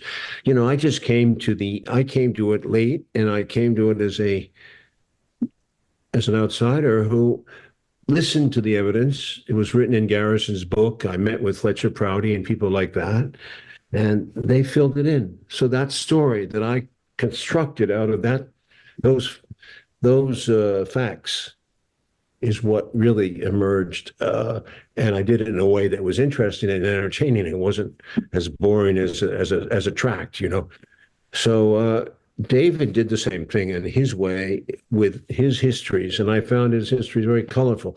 The Kennedy book, The Brothers, is very good, but also you have to look at the Devil's Chessboard. You said it was checkboard or something like that. Chessboard. It's Chinese checkers. It really is a tricky. And he goes after the Dulles brothers, and thank God he does, because Dulles brothers have gotten a free pass for so many years. You know, they controlled so much because he was the older brother was Secretary of State, the younger brother was head of the CIA, and between them they had such a power structure over Eisenhower. Eisenhower seems to have been in a back seat and very passive in the face of what they were up to. They did a lot of harm. Dulles goes back, of course, as David traced him to World War II and bringing Nazis into and making America more and more pro-German, pro-Nazi, and anti-Russian, anti-communist, which they really played a strong role in that. Yes, and I think that his book on Dulles, Devil's Chessboard, is brilliant in that it looks at the deep state and traces its early development through the personage of Allen Dulles. And Allen Dulles is such a good like microcosm and functions as a metaphor for American power, because as much as he devotes to discussing him and quoting him in different settings, you never get the sense of Allen Dulles as a human being, because you only get the sense of this kind of sinister person who's so subservient to power that all you ever really see from him are masks that he puts on in different places. And I feel like it functions as a great a poetic sort of device almost for like our own position. Like, what is this regime? What is really behind the mask? Well, first of all, Allen Dulles was a better actor than you give him credit for. He was a charming fake on the surface. He was very good at it. And he had a calmness. Everyone talks about it. That was, a surface effect on people. Women liked him, men liked him. He was quite effective and persuasive. I can understand how he could get the trust of Eisenhower and the trust of Kennedy at the beginning, when he told Kennedy that he could basically guarantee the Cuban invasion of Bay of Pigs. You're overlooking the power of the older brother, John Foster Dulles, and how much he figures at the beginning of the Republic. I mean, at the beginning of the 1920s, he starts to come into play at Sullivan Cromwell. He was the guiding force one of the guiding forces at that firm, and they played a huge role in Germany, in Nazi Germany before the war too. We mustn't forget all that. So, you have to go. It raises all your assumptions about American history between World War I and World War II. You got to go back there and start there, and you have to understand these people, where they come from, and how they got so much power. Because there was a system in America before World War II. The intelligence departments didn't exist the way they do now, and all of a sudden you see these bureaucracies growing up. And at one point there was a chief. There was Walter Bedell Smith, who my father actually served under in World War II, who was very admired and respected as an intelligence chief. He did a good job, but unfortunately he retired and it got out of control. As soon as Dulles got the carte blanche that he needed after 1951 or 2, when Eisenhower got elected, that's when he grew in his stature. Yes, it's the Dulles brothers are, they represent corporate power. I mean, they're essential to understanding what the U.S. really is, and that they name an airport after John Foster Dulles is shameful. But I think that now they're more infamous than anything else. If anybody knows Allen Dulles, I hope so. I think they're equal to. They're probably the most. When we talk about gangsters and cowboys who Jesse James or Billy the Kid. There's nothing compared to the power of a John Foster and Allen Dulles. Nothing. And their effect on American history and on so many other countries. How many coups d'etats did they run? How many interferences? How often were they effective? Not often, certainly they were in many places, but not always. And that gave me hope. It gives other people hope. Well, I have hope today in that we see these forces, especially in the so-called third world or global south, and they seem to be finally coalescing in a way that they weren't able to during the so-called decolonization that the U.S. oversaw, which was really neocolonialism. And then you had the non-aligned movement, Sukarno and the Bandung Conference. You had the new international economic order in the 70s, modeled after OPEC, but it gets destroyed by the debt crises and so on. And the Washington Consensus kept them down for decades, but now they're finally, like the spirit of Bandung kind of lives on, I think, in the BRICS. And hopefully you're an optimist, but you're not taking into account the collapse of Europe into the American sector completely with this Ukraine nonsense. I mean, we provoked this war, and we told we have a very effective brainwashing of the European allies. It shocked me. I mean, in the old days in Europe, when there was more independence, there would have been more questioning about what France and Germany would have been out there saying, what the hell is going on here? This Ukraine story doesn't make sense, and it doesn't, because, they were heavily involved with the Minsk process, Germany and France. They know what happened. And all of a sudden they turn a blind eye and say, oh, okay, the Russians did it. Yeah, sure. Well, they probably don't want to end up like Aldo Moro or Olaf Palme or Alfred Herrhausen. De Gaulle barely escaped that fate. Yeah, and obviously Dulles is implicated by David, among others, in the attempted murder of de Gaulle. But there was also, because they were in touch with the right-wing generals in France, and that's always where it starts. It's the right-wingers in these countries that always collaborate with the Dulles types to overthrow. I mean, every country in Europe, Italy, especially France, were affected by the American policies after the war. But this is the first time that I have ever seen lockstep behind the United States, behind Biden. I'm shocked at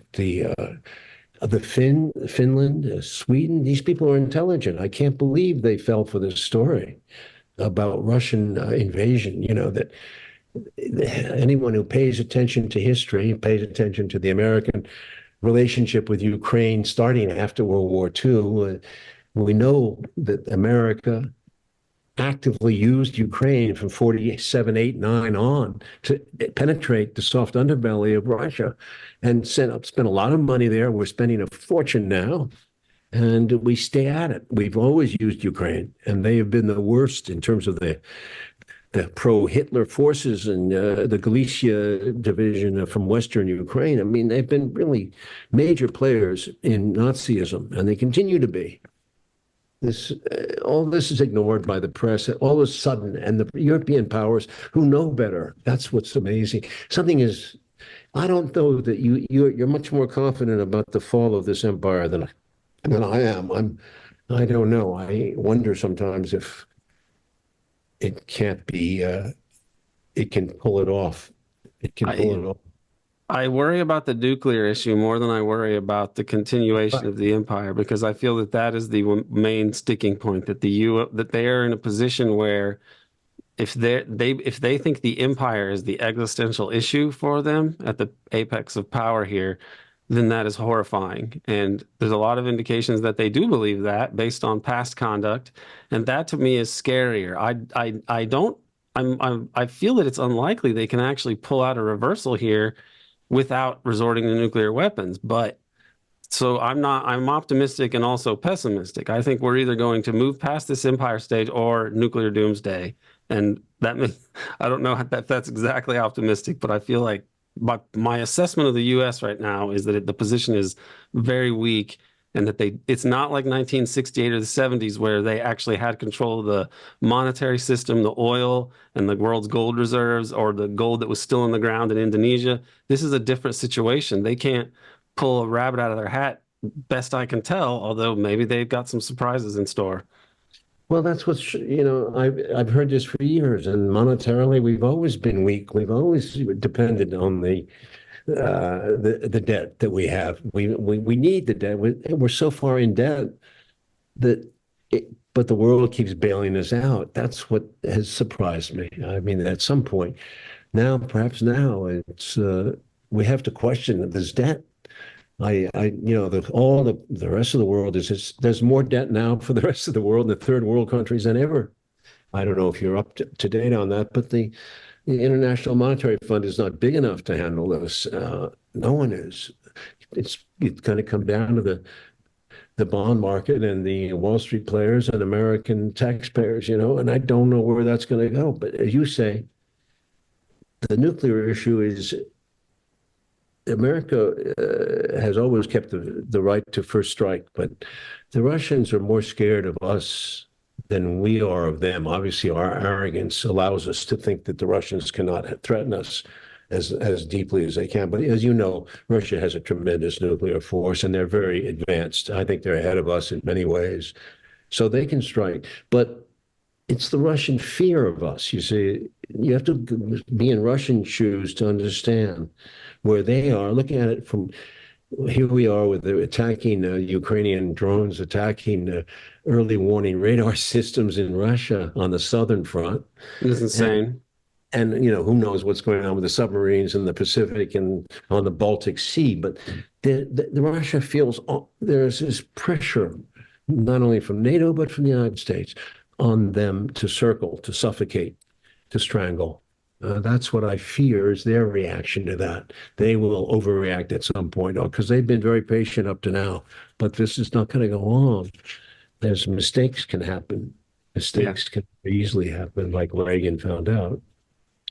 Right, and I mean, I think Putin has been essentially vindicated, because it's to anybody who's an objective observer, it is very clear that Maidan and then the decision to basically compel Ukraine to fight in the war and not negotiate a peace, these indicate, and the clear statements from officials about wanting to destroy the Russian state, essentially, and break it up, that the U.S. is hell-bent on damaging Russian security and in order to be able to threaten Russia. And that what can anyone say if they're going to be honest about how Putin was unprovoked or in any way, some sort of bad actor at this point? I think he's been a model of restraint in many ways that the U.S. can't even approach in any of its wars. I agree with you. I don't, but I see it. I see it as an outsider. I'm an observer, and I can't believe how, as I said, the Europe closed up around the United States, how France and Germany have betrayed their independence so quickly. That's what's frightening to me. The only one country in Europe that questioned some of this is Serbia and Hungary, It seems to me, and even Italy, I'm concerned. It's like the brainwashing has taken effect, and I'm not sure what these people believe. But obviously, the so-called far-right parties of Europe that are objecting to this are objecting to the economic conditions, the immigration. And what is the immigration the result of it? In large part because of the disturbances we created in the world with the Iraq War, going back to that, and the Afghanistan war, all those immigration from Syria, from Iraq, from Afghanistan, a lot of it comes from our ruffling the waters of putting the tensions into the world. If we could go back to the pre-Bush era of 2000, I think you'd see a huge difference in how this world has destabilized and who's responsible. You got to ask look at the history, and you'll see clearly it's the United States aggression from Clinton on. Bush. I agree, and the last, especially the Reagan onward, I think the U.S. took a bunch of moves to really take down the Soviet Union, economic warfare, the war in Afghanistan, and so on. And then they just, instead of going for a more peaceful world, they went for global dominance.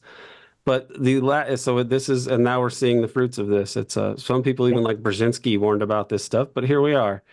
Now Well, the last, certainly George Kennan. yes, So many, and even Kissinger. I mean, it's clear. I mean, Kissinger, much as they revile him, he is a power player, and he saw this. He said this a long time ago. He said Russia trying to beat up Russia is not a policy. right. Now the last question I wanted to ask you about is David's book on San Francisco. And I feel like this almost is like kind of has an Oliver Stone sensibility to it, and maybe it's because you two are friends, and you did write a screenplay together, but also maybe it's because you're both sons of the '60s.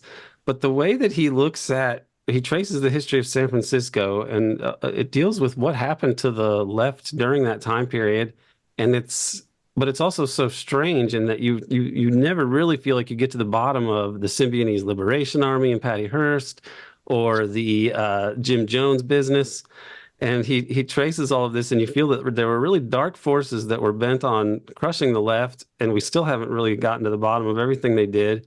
And then he ends it with a chapter on the NFL and the San Francisco 49ers.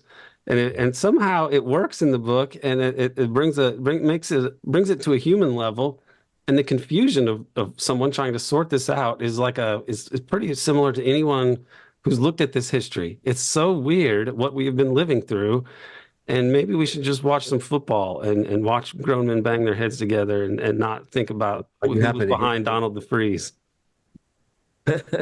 Well, he did. Yeah, you bring up the darker aspects of the book, but it was a very optimistic book and filled with light. I loved it. I thought it was one of his. I've been a San Francisco 49er fan since 1950s when they had Y.A. Tittle and the $1 Million backfield. So I've watched the Niners go through all their losing seasons, and they're 5 Super Bowls.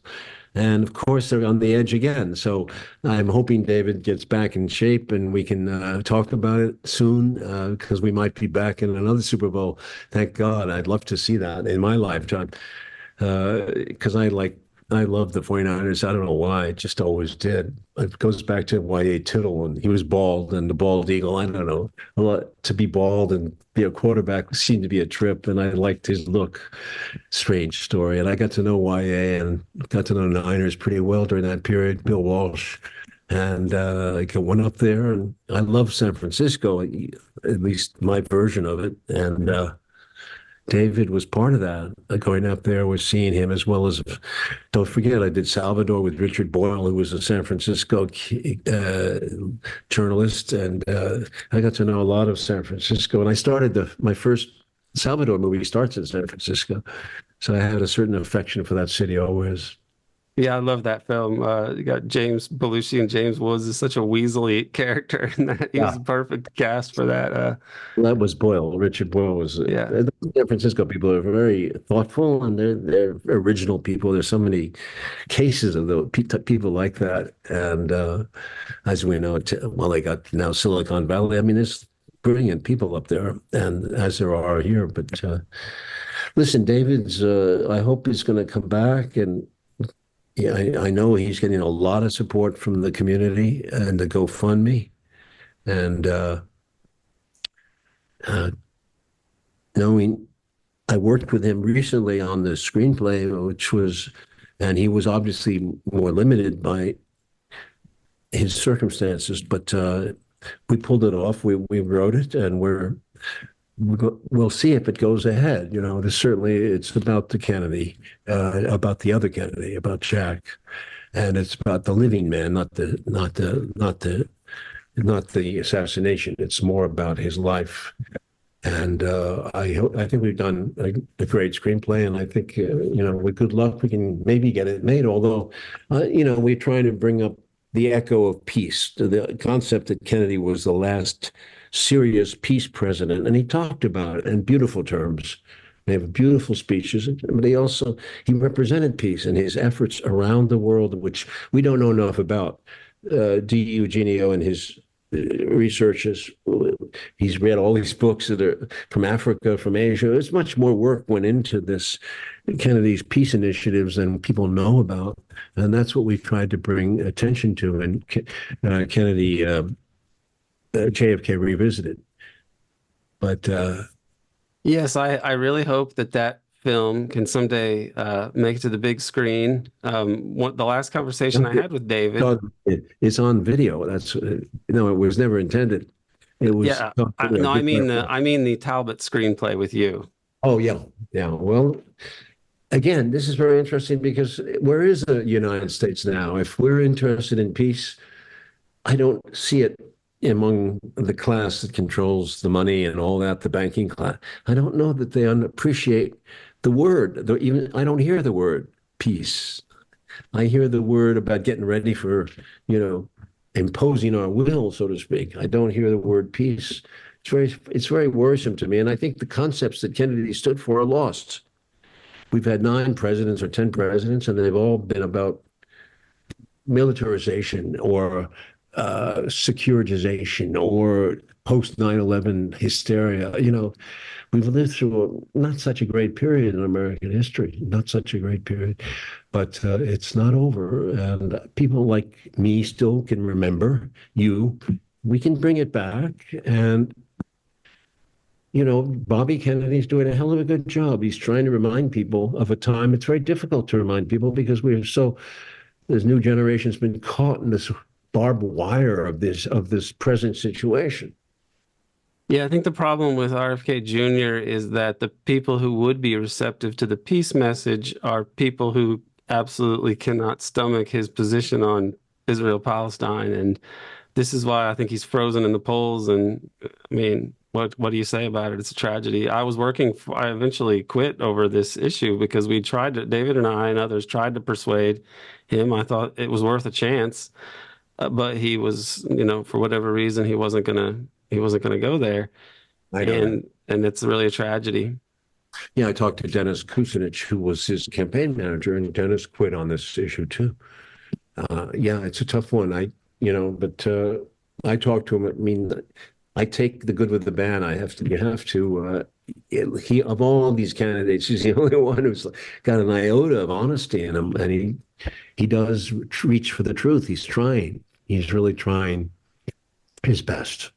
Yes. And that's more important than the lies and hypocrisy of either camp. Well, I do hope that film someday on Kennedy can make it to the big screen. I think that would be a wonderful tribute. I think David is immortal in a sense because of his works already, but this would be great. The last conversation I had with him, we were planning to, after the election, write an RFK assassination book together. And I've talked to his writing partner about this, and she says, well, we have to table that for now. And I'm not even thinking that way at all anymore. I just hope David is okay and can have some functional, his abilities return somewhat. And I hope that we can help to support him here through this. I hope you would. And I'd love to see that mill because it's a horrible story. And Bobby is right.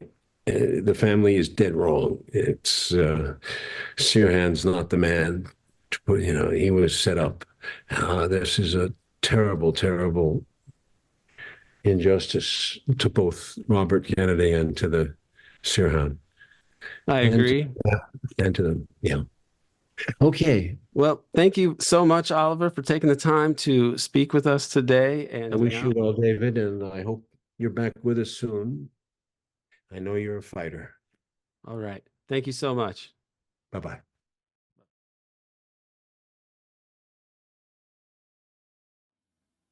These next 2 guests are both dear friends of mine. Peter Dale Scott is a former diplomat, poet, English professor, and the original chronicler of the American deep state.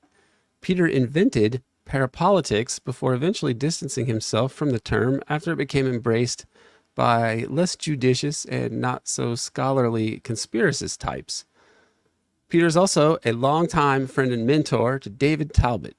It was Peter whose anecdote inspired David to write The Devil's Chess Club, after Peter recounted an anecdote about an old right-wing Eastern European at the Hoover Institute who said of JFK in 1963, Don't worry, the old man will take care of it. The old man was one of Alan Dulles' nicknames. I can't possibly recite all of Peter's book, but I think the three pictured here are pretty indispensable. Deep Politics and the Death of JFK, The Road to 9/11, An American War Machine. And I could add The War Conspiracy to that, and Coming to Jakarta, Drugs, Oil, and War, or The American Deep State. I mean, Peter's work is brilliant. Joining Peter is Ben Howard. For the 20th anniversary of 9/11, Ben co-authored 3 9/11 articles with Peter and me. In particular, Ben was the lead author on the second part, which remains to this day, in my opinion, the best article on the U.S. intelligence efforts to essentially facilitate 9/11 by protecting 9/11 hijackers from being detected by law enforcement prior to September 11th, 2001.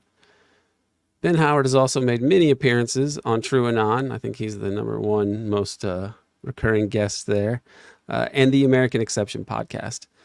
Presently, Peter, Ben, and I have been working on a podcast series at American Exception, which deals with the nefarious private intelligence and military outfit Far West and its connection to the global drug metagroup.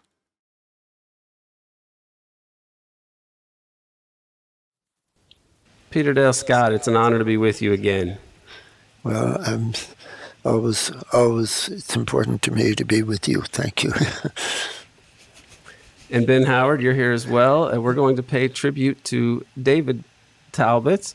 And I think that, Ben, you have less of a personal relationship with David. I don't remember if we ever had you on with David or not, which is a shame now that I think about it. But of course, you have work responsibilities and other things to do besides being on podcasts. So maybe we could start this off with a brief, explain to me, to people, as someone who comes to these things from a layperson perspective. You didn't study these things at the academy so much.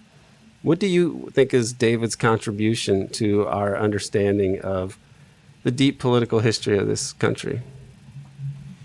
I mean, yeah, I think the two books that he wrote, Brothers and The Devil's Chessboard, were both pretty formative for me in introducing me to this world of deep politics and parapolitics. Those were two very early books that I read that kind of put me on a path to being interested in this topic area and this subject matter. And I have recommended Brothers to a lot of people who have asked me about this, what's a good book to start with on JFK in particular. And almost universally, I've heard back from people that have read it. What a great introduction to the topic they found it to be. So I think as a person who has achieved mainstream popular success, relatively speaking, with very complex and dense material, and he writes about it in such an accessible way that that they're not written like academic texts. They're written like page turners in a lot of ways, and it makes it very easy, I think, for people to get interested in this material and start to learn about it. And I think that's a totally invaluable contribution. And again, certainly it was for me in my path on this material, on this subject matter. And Peter, you know David very well. You, like me, I'm sure, are heartbroken about his second stroke here. What would you like to tell people about David Talbot's contribution to these things that we study? This dedicated small group of people who take these things seriously. David brought this to a lot of people, I think, with his work, and you have a good long friendship with David. So what would you like to say about David? Well, I'd like to start by seconding what Ben just said, that particularly Brothers. Brothers is a very fresh look from a different perspective, because he's looking not at one but two assassinations, and his history of what Bobby's reaction to his brother's murder is a very important dimension, which he added. The other book is an encyclopedic and has an enormous amount of very solid historical material about Dulles. It's also, I think, a more controversial book because it's arguing for a thesis that many people don't exactly agree with. Well, I myself don't exactly agree with it, but I still think it's a very valuable book for how much other information there is in the book. But Ben didn't, we're looking at his contribution to our understanding of these issues. That's only one dimension of David. I think David's two best books don't get mentioned that way. And that, for me, one of them is Season of the Witch. I'll talk about that first, which is, first of all, anybody could read that book and enjoy it. It's looking at the San Francisco in the very sort of tumultuous period, starting with the civil rights movement and all the different things that were going on. What I praise about that book is he knows San Francisco and he loves San Francisco. He's inside San Francisco. He's right now that he's in trouble, he's getting support at GoFundMe, which we should mention here. I think you can support him. And I think one of the people who has supported him is the chairman of the Board of Supervisors of San Francisco. He's inside, but he's not blinkered by that. He's always been somebody who simultaneously loves the city for what it is and is a severe critic of what's wrong about it. And I think that's the ideal combination in a writer, as I say in my own book, Reading the Dream, that you both appreciate the importance of what we have and also appreciate the urgency of radically changing it, because for all that we love it, it's so imperfect. And he has that mix beautifully in Season of the Witch, which somebody could read in, Bolivia or something, just because it's such a good read. And the other book, maybe one of his best, is when he had his first stroke and he almost died. And it was a real perilous story, getting him to the right hospital and the right doctors, and his sister, people came. It's a very dramatic story, and it's a very heartwarming story. And the remarkable thing of it is not only did David essentially recover from what could have been, if things had happened a little bit differently after the stroke, he might never have written a word again. And instead, he's written what some people would say is the best book of his life, because I think it has more literary depth to it as an understanding of the human condition and how frail and how precious our life is. It's the kind of book that can bring tears to your eyes. And my wife, for example, who doesn't care about politics and would not have been interested really about she'll never read any of the other three books, but she's read this book quite profoundly, and I think she's a writer herself, and she told me that she's been influenced by David's book in rewriting her own very good book, Who by Water, which is about assisting people after the huge tsunami in 2005, was it, that where so many people died in Thailand, and she worked with survivors.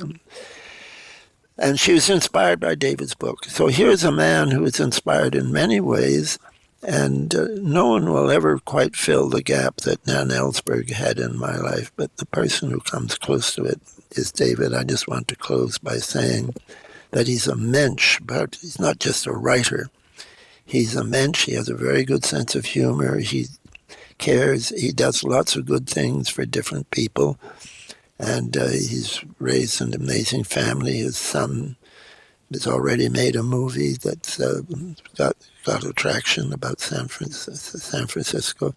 So it's really very, very, very sad that this has happened, and we just have to hope desperately that he will recover from this crisis as he did from the last stroke.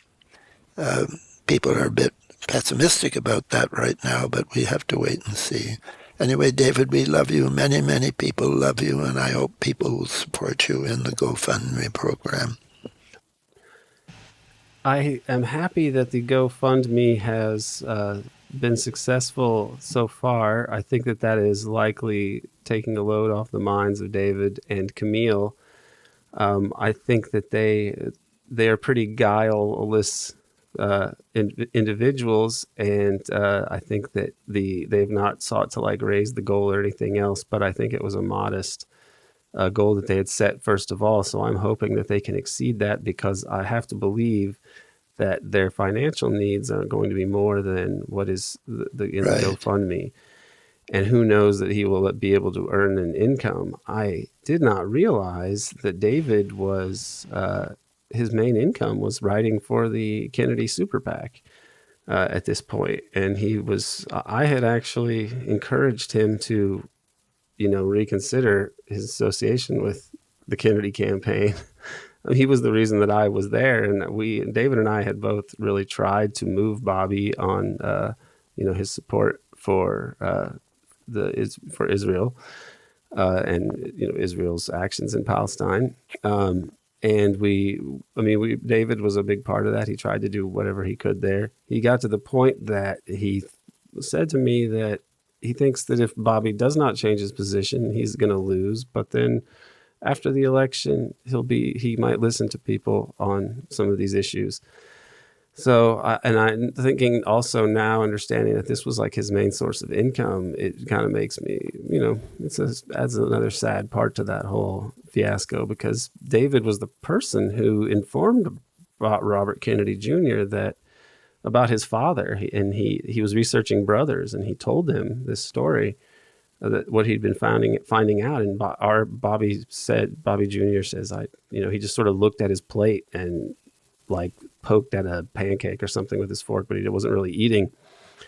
And that it took him a while to come around to this, but then he finally did come out and speak about it publicly. But David, I think, has, as you say, he's involved in San Francisco politics. He's not writing about these heavy historical, episodes of high criminality and so on from a detached or cynical position. He's actually still hoping to somehow move politics in a positive direction. And I think that whatever people can say about boomer liberal people, I appreciate the fact that he still cares and is going to be engaged in this system, even though there's a lot of reason to think that the system is completely corrupt and that it's very not fruitful to try to engage with it on its own terms. He doesn't give up, and I believe that that's what got him through his first stroke and allowed him to recover from that. And we're hoping, I've been in conversation with Karen, his writing part assistant, and very sweet, sincere woman who declined to be interviewed because she says she doesn't like the spotlight, but I think I'll probably read something from her. But she says that she thinks she is hopeful that he will pull through, and she has to believe that. And I kind of understand that. I don't have expectations, but I really hope that he is able to pull through and that we can have conversations again, because we were planning to do more things together. We were going to we talked about writing 2 books together. One of them very recently, we spoke about it. And I can't remember if he was going to have maybe the lead author because I could write more, or if he was going to be, and I wasn't too worried about it either way, but one of them was going to be on the RFK assassination, and another was going to be on the ways that very hardline Zionist neoconservatives took over U.S. foreign policy. So we talked about writing those 2 books after the election. And I think the RFK one was more at the front of his mind at this point. And we were really looking forward to that. I thought it would be good because it would be he would write it in a real artful way. And I don't think it's likely to happen, but I would love it if it could. And David, I would echo what Peter says, that we love you, and a lot of people are thinking about you and really respect and admire your contributions and just your integrity, because he could have he was the editor of Mother Jones. He was a liberal media guy, not that different from a lot of other people of that era. And yet he saw some of these high crimes that were there almost in broad daylight when you start to gather up all the facts. And he couldn't couldn't accept it. He couldn't go back to writing about the things he was writing about before. Could I add a footnote to what you just said? Special in that way. If I could just add a word. America depends on people like Daniel Ellsberg and David Talbot to point out things that are wrong and make them better. And that's sort of happened. It's now finally recognized in the case of Dan Ellsberg. We now have a Whistleblower Act. All of this can be traced back historically to the success of Dan's whistleblowing by leaking the Pentagon Papers, and it's now part of the American system. David has done similar things, but they haven't been accepted yet, and it's a scandal that somebody who's so important has to scramble to survive. He's produced so many books because he's not like me who has a secure income and then a pension. No, he's got to live from day to day. And I think what brought on this stroke was that they have to move out of their house because he can't keep ahead of the expenses. And that's just, it's like this country, depending on education, but doesn't pay its school teachers enough to attract good school teachers. Take that back. It attracts very good school teachers, but they know they're taking a cut in income if they do that. It's the same with our bureaucrats. Lawyers go into the government out of a big soul, but they know they're giving up the income they would get as private lawyers. So Sallust said about Rome that privately there was wealth and publicly there was poverty.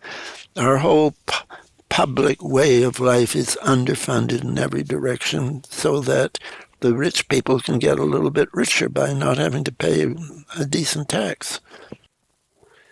Yes, that's among the many things that David would want to rail against, just the general lack of fairness in this country that has corresponded with these crimes that we've spoken about. I mean, these were essentially coups from the apex of the regime, and the cumulative effect of them is to move this country very far to the right and very unabashedly, monomaniacally imperialistic in its foreign policy, such that imperial apparatus basically takes over. It supersedes everything else.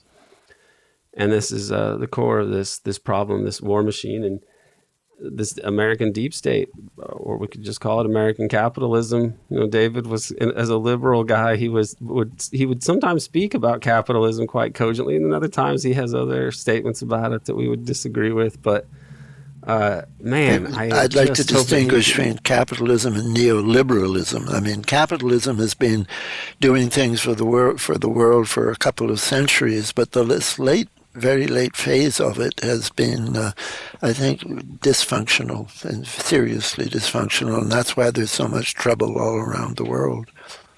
Well, yeah, I mean, capitalism gave us the Atlantic slave trade and the Opium Wars and two world wars and colonies all over So I'm not as sanguine about it. It gave us indoor plumbing and the electric light. They take credit for that or for those things happening. It's hard to say. I do appreciate the technological changes, but as you look at it and see how a lot of these are fueled by war and conquest, especially in Western Europe, this is a whole other issue, though. And what I'm saying about David here vis-a-vis all of these things is that he wasn't some sort of doctrinaire leftist. I think he was agnostic on a lot of political questions, but his books, I cherish them. The Devil's Chessboard is fantastic. I've read The Devil's Chessboard and Brothers both, obviously, but listened to them repeatedly on audiobooks because they stand up to repeated, reads or listens, and they're so full of material that you just forget because there's a lot of important things in there. So those books alone are fantastic. I didn't read the book about his stroke, but I did read the book on San Francisco, which is amazing. And even the ending, the fact that he includes a chapter on the 49ers, I actually really love that. I love that because it's I love sports, and I'm trying to even watch more sports just so I have a little more going on that's not so heavy. And I love that he put that in there because it was sort of a salute to community and some things about Americanism that we like in spite of You ourselves. could say it's a book about how to enjoy the country you're living in, you Yes. know, and that's very important. Even as he's documenting some of the craziest things like the Jonestown and the Symbionese Liberation Army and Haight-Ashbury chicanery, all of this. It's a wonderful book. So, David, we're thinking about you here, and we can't even really put into words our sadness about your condition. We're really pulling for you, and I hope that with this is going to be contributing to the success of the GoFundMe campaign. And I also hope that even if you can't speak to us, they say that you're able to listen to you understand what people say to you. So I hope that they play this for you and that it lifts your spirits and that you're able to understand how much you mean to a lot of people. So with that, Ben Howard, Peter Dale Scott, thanks so much.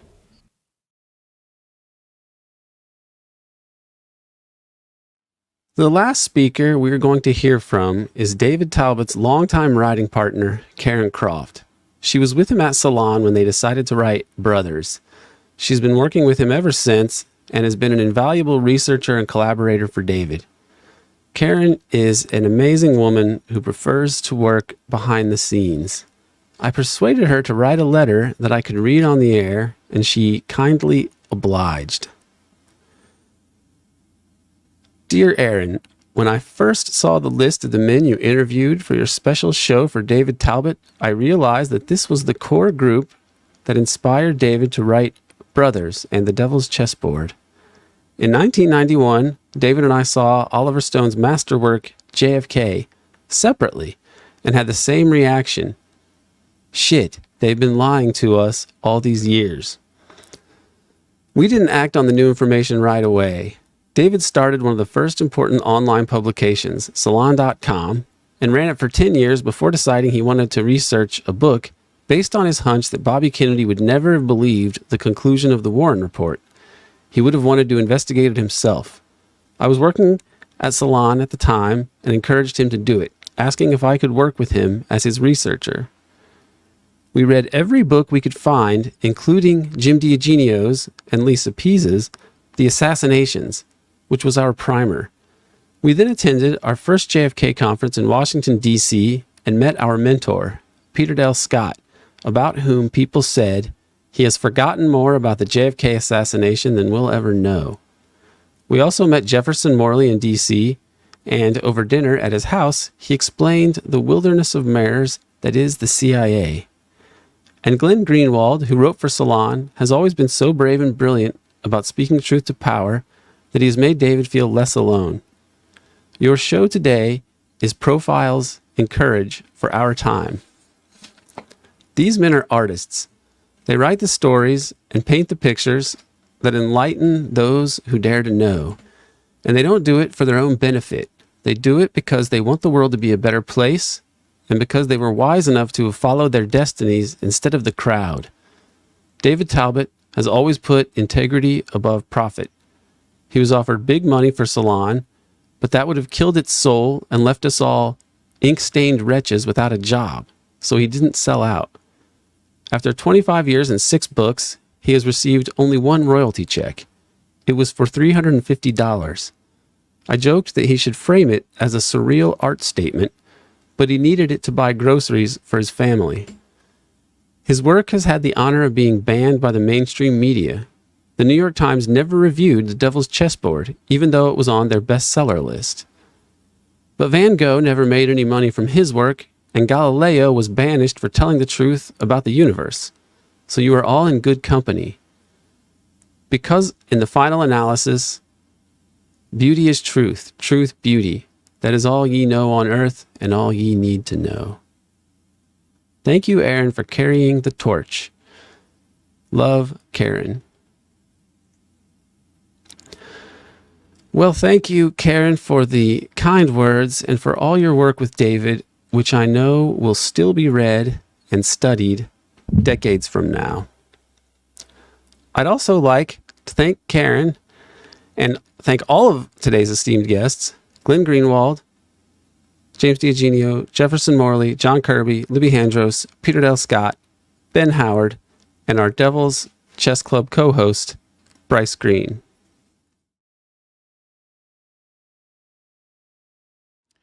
Bryce Greene, it's good to have you here. I wish we had our third co-host, but since we don't, I think we should talk about David Talbot. How are you today, Bryce?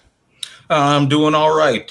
Freshly unbanned from campus, so been doing work in the encampment. But the day after I come back, the encampment was blown away in a storm, and so now we're in repair mode.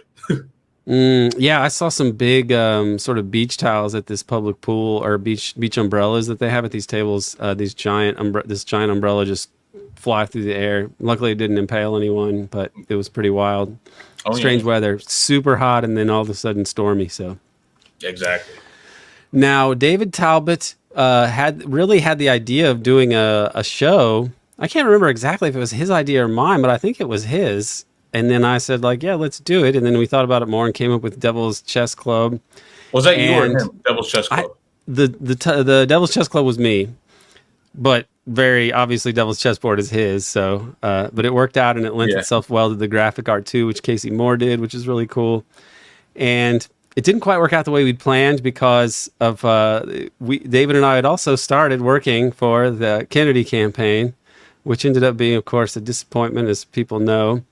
David and I tried to move him on that Israel position, and it did not. And so eventually I left, and I advised David to do the same once it became clear, and he didn't. And then I found out that it was because he really, as much as anything, I think he wanted to be able to talk to Bobby after Bobby lost, because David agreed with me that Bobby can't win if he didn't change his position on Israel.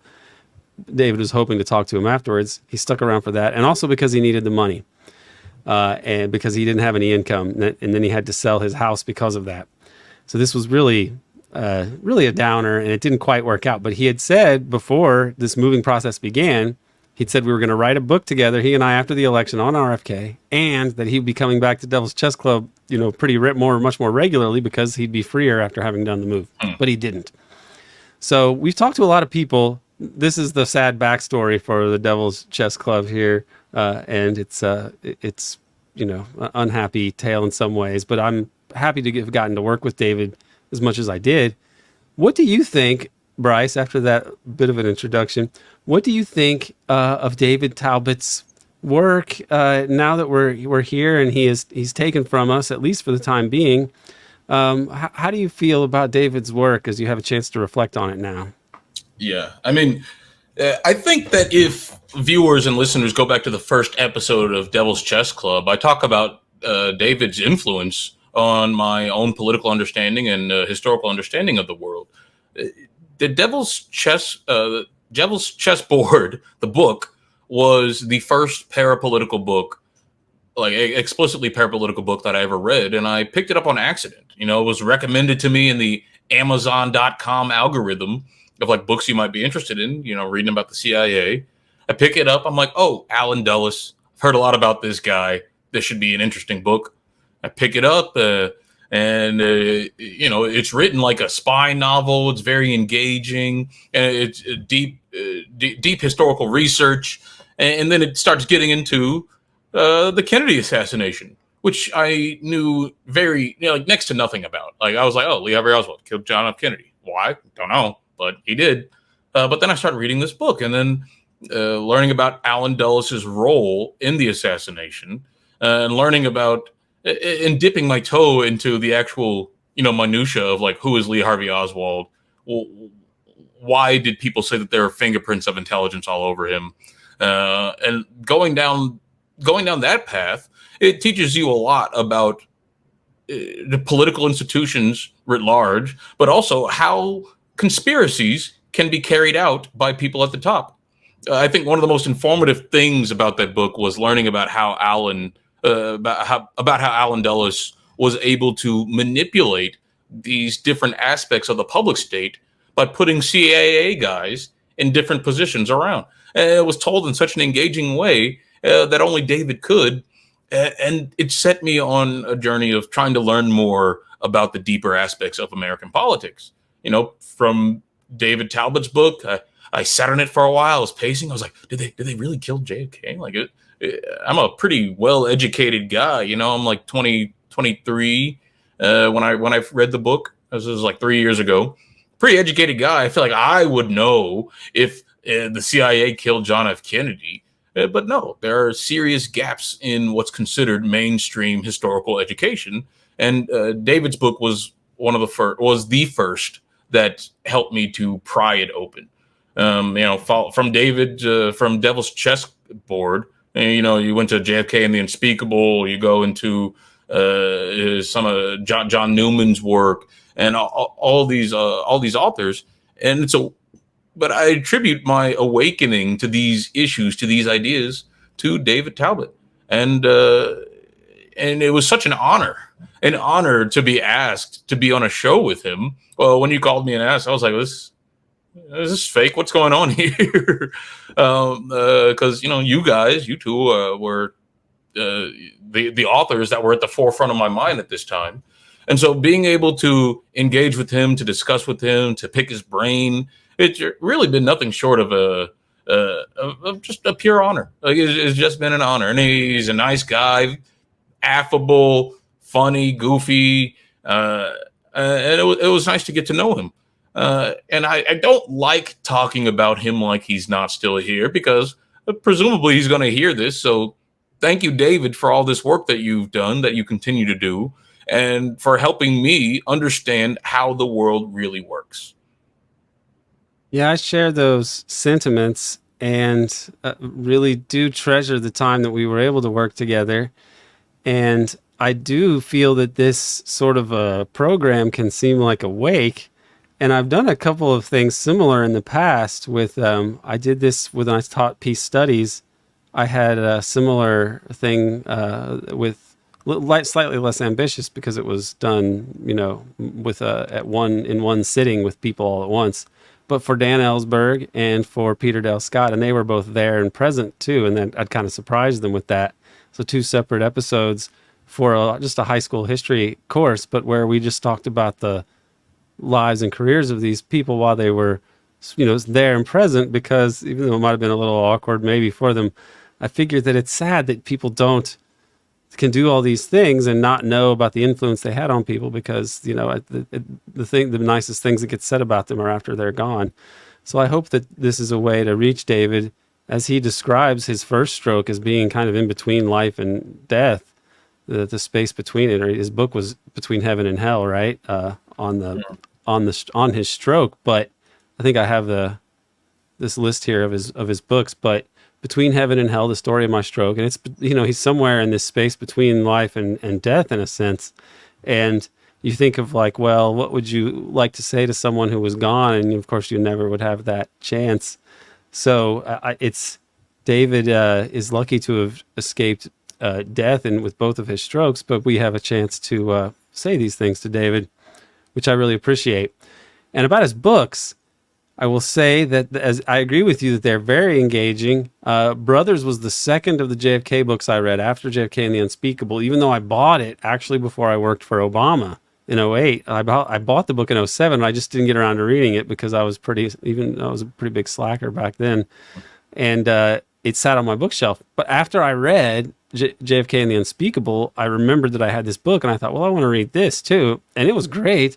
And it is the book I would say anyone who wants to learn about the Kennedy assassination should read. If they're halfway conversant in the conventional history, then it's a book that will be really accessible because it doesn't get into the minutiae so much of the forensic evidence and so on. I mean, it does enough for you to get the real gist of it, but it's presented more as a narrative, as like a really engaging story. Should have been made into a movie. And I think that's one of David's big disappointments is that he did not get to see his films on the big screen. However, Oliver does have a screenplay. He's co-written with David.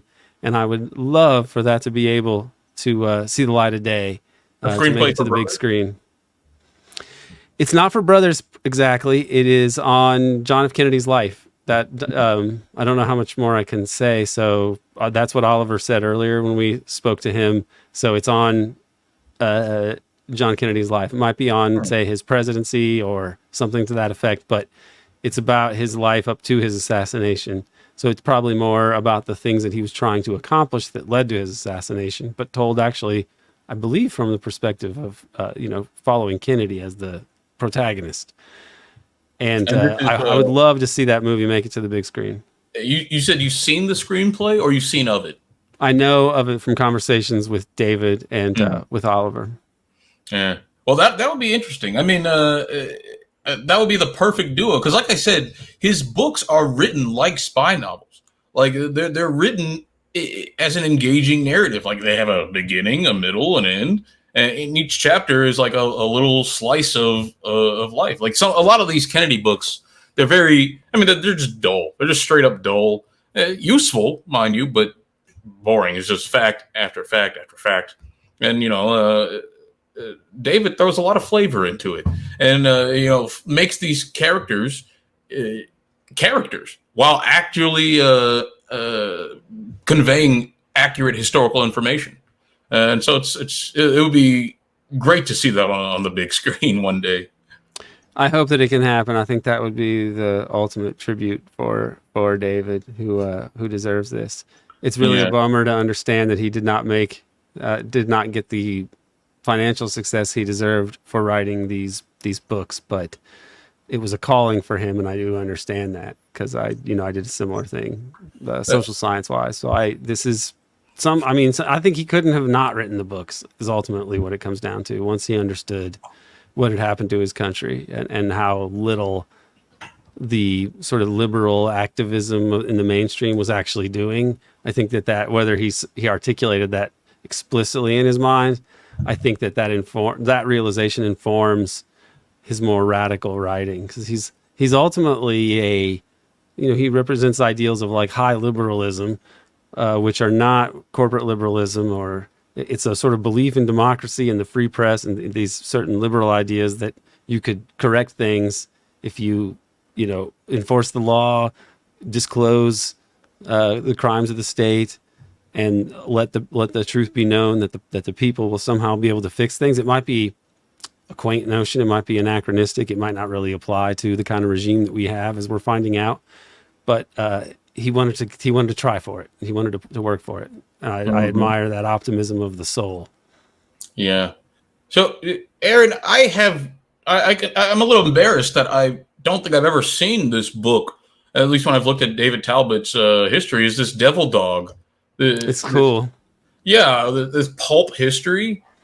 What is that? Have you read it? It's like it's a graphic novel, except not totally a graphic novel. Some parts are like a graphic novel, but the rest of it is sort of like a illustrated book. It could be for potentially young readers. It could be a junior high kid or a high school kid could read it, but it actually tells the story of Smedley Butler in a really engaging way. It follows him as a Marine doing all these crazy things in like Nicaragua and Haiti and so on, where he was a gangster for capitalism. It follows him as he tries to deal with bootleggers in Philadelphia, which he said was like the hardest, most thankless job he ever had, because he basically got removed from the position once he started going after the speakeasies where the city's elites would hang out. Then they were like, okay, yeah, you're doing your job too well, General. And then it talks about the coup. The business plot. It talks about the business plot and how he basically foiled a right-wing coup that was set to overthrow Roosevelt and put in some sort of Mussolini-style strongman. And they planned to use Smedley Butler because they thought he could mobilize the bonus army of angry World War I veterans who'd camped out on the White House. They had this harebrained scheme, except Smedley Butler blew the whistle on him, and the rest is history, which we don't actually know all the details of because we've never... The investigation, the documents related to it are gone. You can't find them. So that's what power will do for you. But David wrote this book, which I think was also emblematic of his spirit to try to do something new and innovative. I thought it was really cool. Yeah, I like the idea of actually constructing American heroes out of people who are genuine heroes and who did genuinely good things, rather than trying to adopt the myths of Thomas Jefferson and founding fathers and a bunch of dead white slave owners. I'm sure they did good things too, but I mean, they set up this whole regime that we're under. There are people who have fought against it or have resisted in some way, and I think they deserve to be at the very least put into a pulp history series and immortalized for younger audiences to see them as a role model to try and emulate. Because, I mean, is there any figure, like let's say David lives another 70 years, is there any figure that you think that who would earn a similar place of prestige and honor as Smedley Butler? Well, you know, we have people like Julian Assange, who just got released from prison. You have people like the different whistleblowers who have exposed things in the past. I mean, you could almost do these for all of your more famous whistleblowers like Ellsberg or Kiriakou, Catherine Gunn, something like that. War heroes. War heroes, not so much that I can think of. Pat Tillman, if he'd come back, would have been a really interesting story, which is why I think they killed him. But I digress here. I guess as we wrap up here, I want to say something about, and then you can to David as well here to wrap up. But David, we're your two co-hosts. We miss you tremendously. Your absence is really felt. You've been a huge influence on us with your writing, and being able to work with you in this capacity on Devil's Chess Club has been a real thrill and an honor. And I cherish the time that we've been able to spend together. And I'm hoping that you make a full recovery. And in the more immediate term, I'm really hoping that this whole episode and tribute to you is heartening for you. And I'm glad Bryce could come here as well and be a part of this. And I'll leave Bryce with the last word before we move on. Yeah, ditto all of that. And you mentioned about like people not knowing the impact that they've had on the world and on other people, and because like the kind of stuff is said after death. Well, I hope that you understand, David, that you've influenced an entire. I mean, it's not an academic field, but it is certainly a real field of research and inquiry that many people would not have been exposed to if not for your work. Many people would have been sorely misguided if not for your work. And for the people who are engaged in this research on a deep level, you helped, you enrich their understanding of the world. And so, you've accomplished a lot. You've accomplished, I hope to accomplish half of what you've accomplished in your years, and hope to have the influence and the impact that you have. And of course, the erudition and the intelligence that is required to actually do all of these projects. I mean, archival research and interviewing hundreds of people from old administrations. I mean, that's real serious work. You've uncovered things that literally no one else has. And for that, you will always remain in the pantheon of, serious researchers. Bryce Greene, thank you very much. Thanks, Aaron.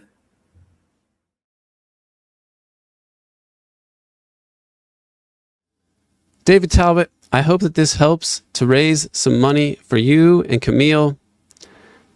And I do desperately hope that you make a good recovery. In the more immediate term, I hope that you listen to this and that it lifts your spirits and warms your heart to know how much love and admiration we have for you out here. I know I speak for many people when I say that you will always be a hero of mine.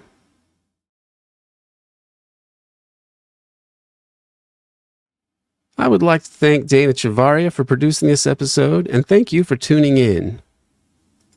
Special thanks to Four Died Trying, whose support for Devil's Chess Club allows us to make this video. Please visit fourdiedtrying.com to learn about the film series on the 4 catastrophic U.S. political assassinations of the 1960s. If you like learning about the deep politics of the U.S. empire, the focus of David Talbot's work, in fact, please check out the American Exception podcast on Patreon. We have a ton of material there, including our new epic series on the global drug metagroup, a milieu that appears to have been a core component of the reconfigured supranational neoconservative deep state that emerged after the Cold War. Lastly, and most importantly, please support David and Camille by contributing to the GoFundMe campaign. it is quite possible that David will not be able to work again. His savings were depleted, especially by writing Brothers and the Devil's Chessboard. David sacrificed a lot to become a true journalist for the people, going right to the dark apex of power atop the U.S. empire. I can relate. I wrote about the same subjects as a social scientist. The hegemonic institutions in that field are basically as blinkered and co-opted as those in journalism. As more and more people are coming to understand, all of the dominant institutions in our society have been co-opted and warped into becoming pillars of a global imperial project, a project that is crumbling now. So help David Talbot if you can. He deserves far better for having done so much to illuminate what our rulers have done on the devil's chessboard.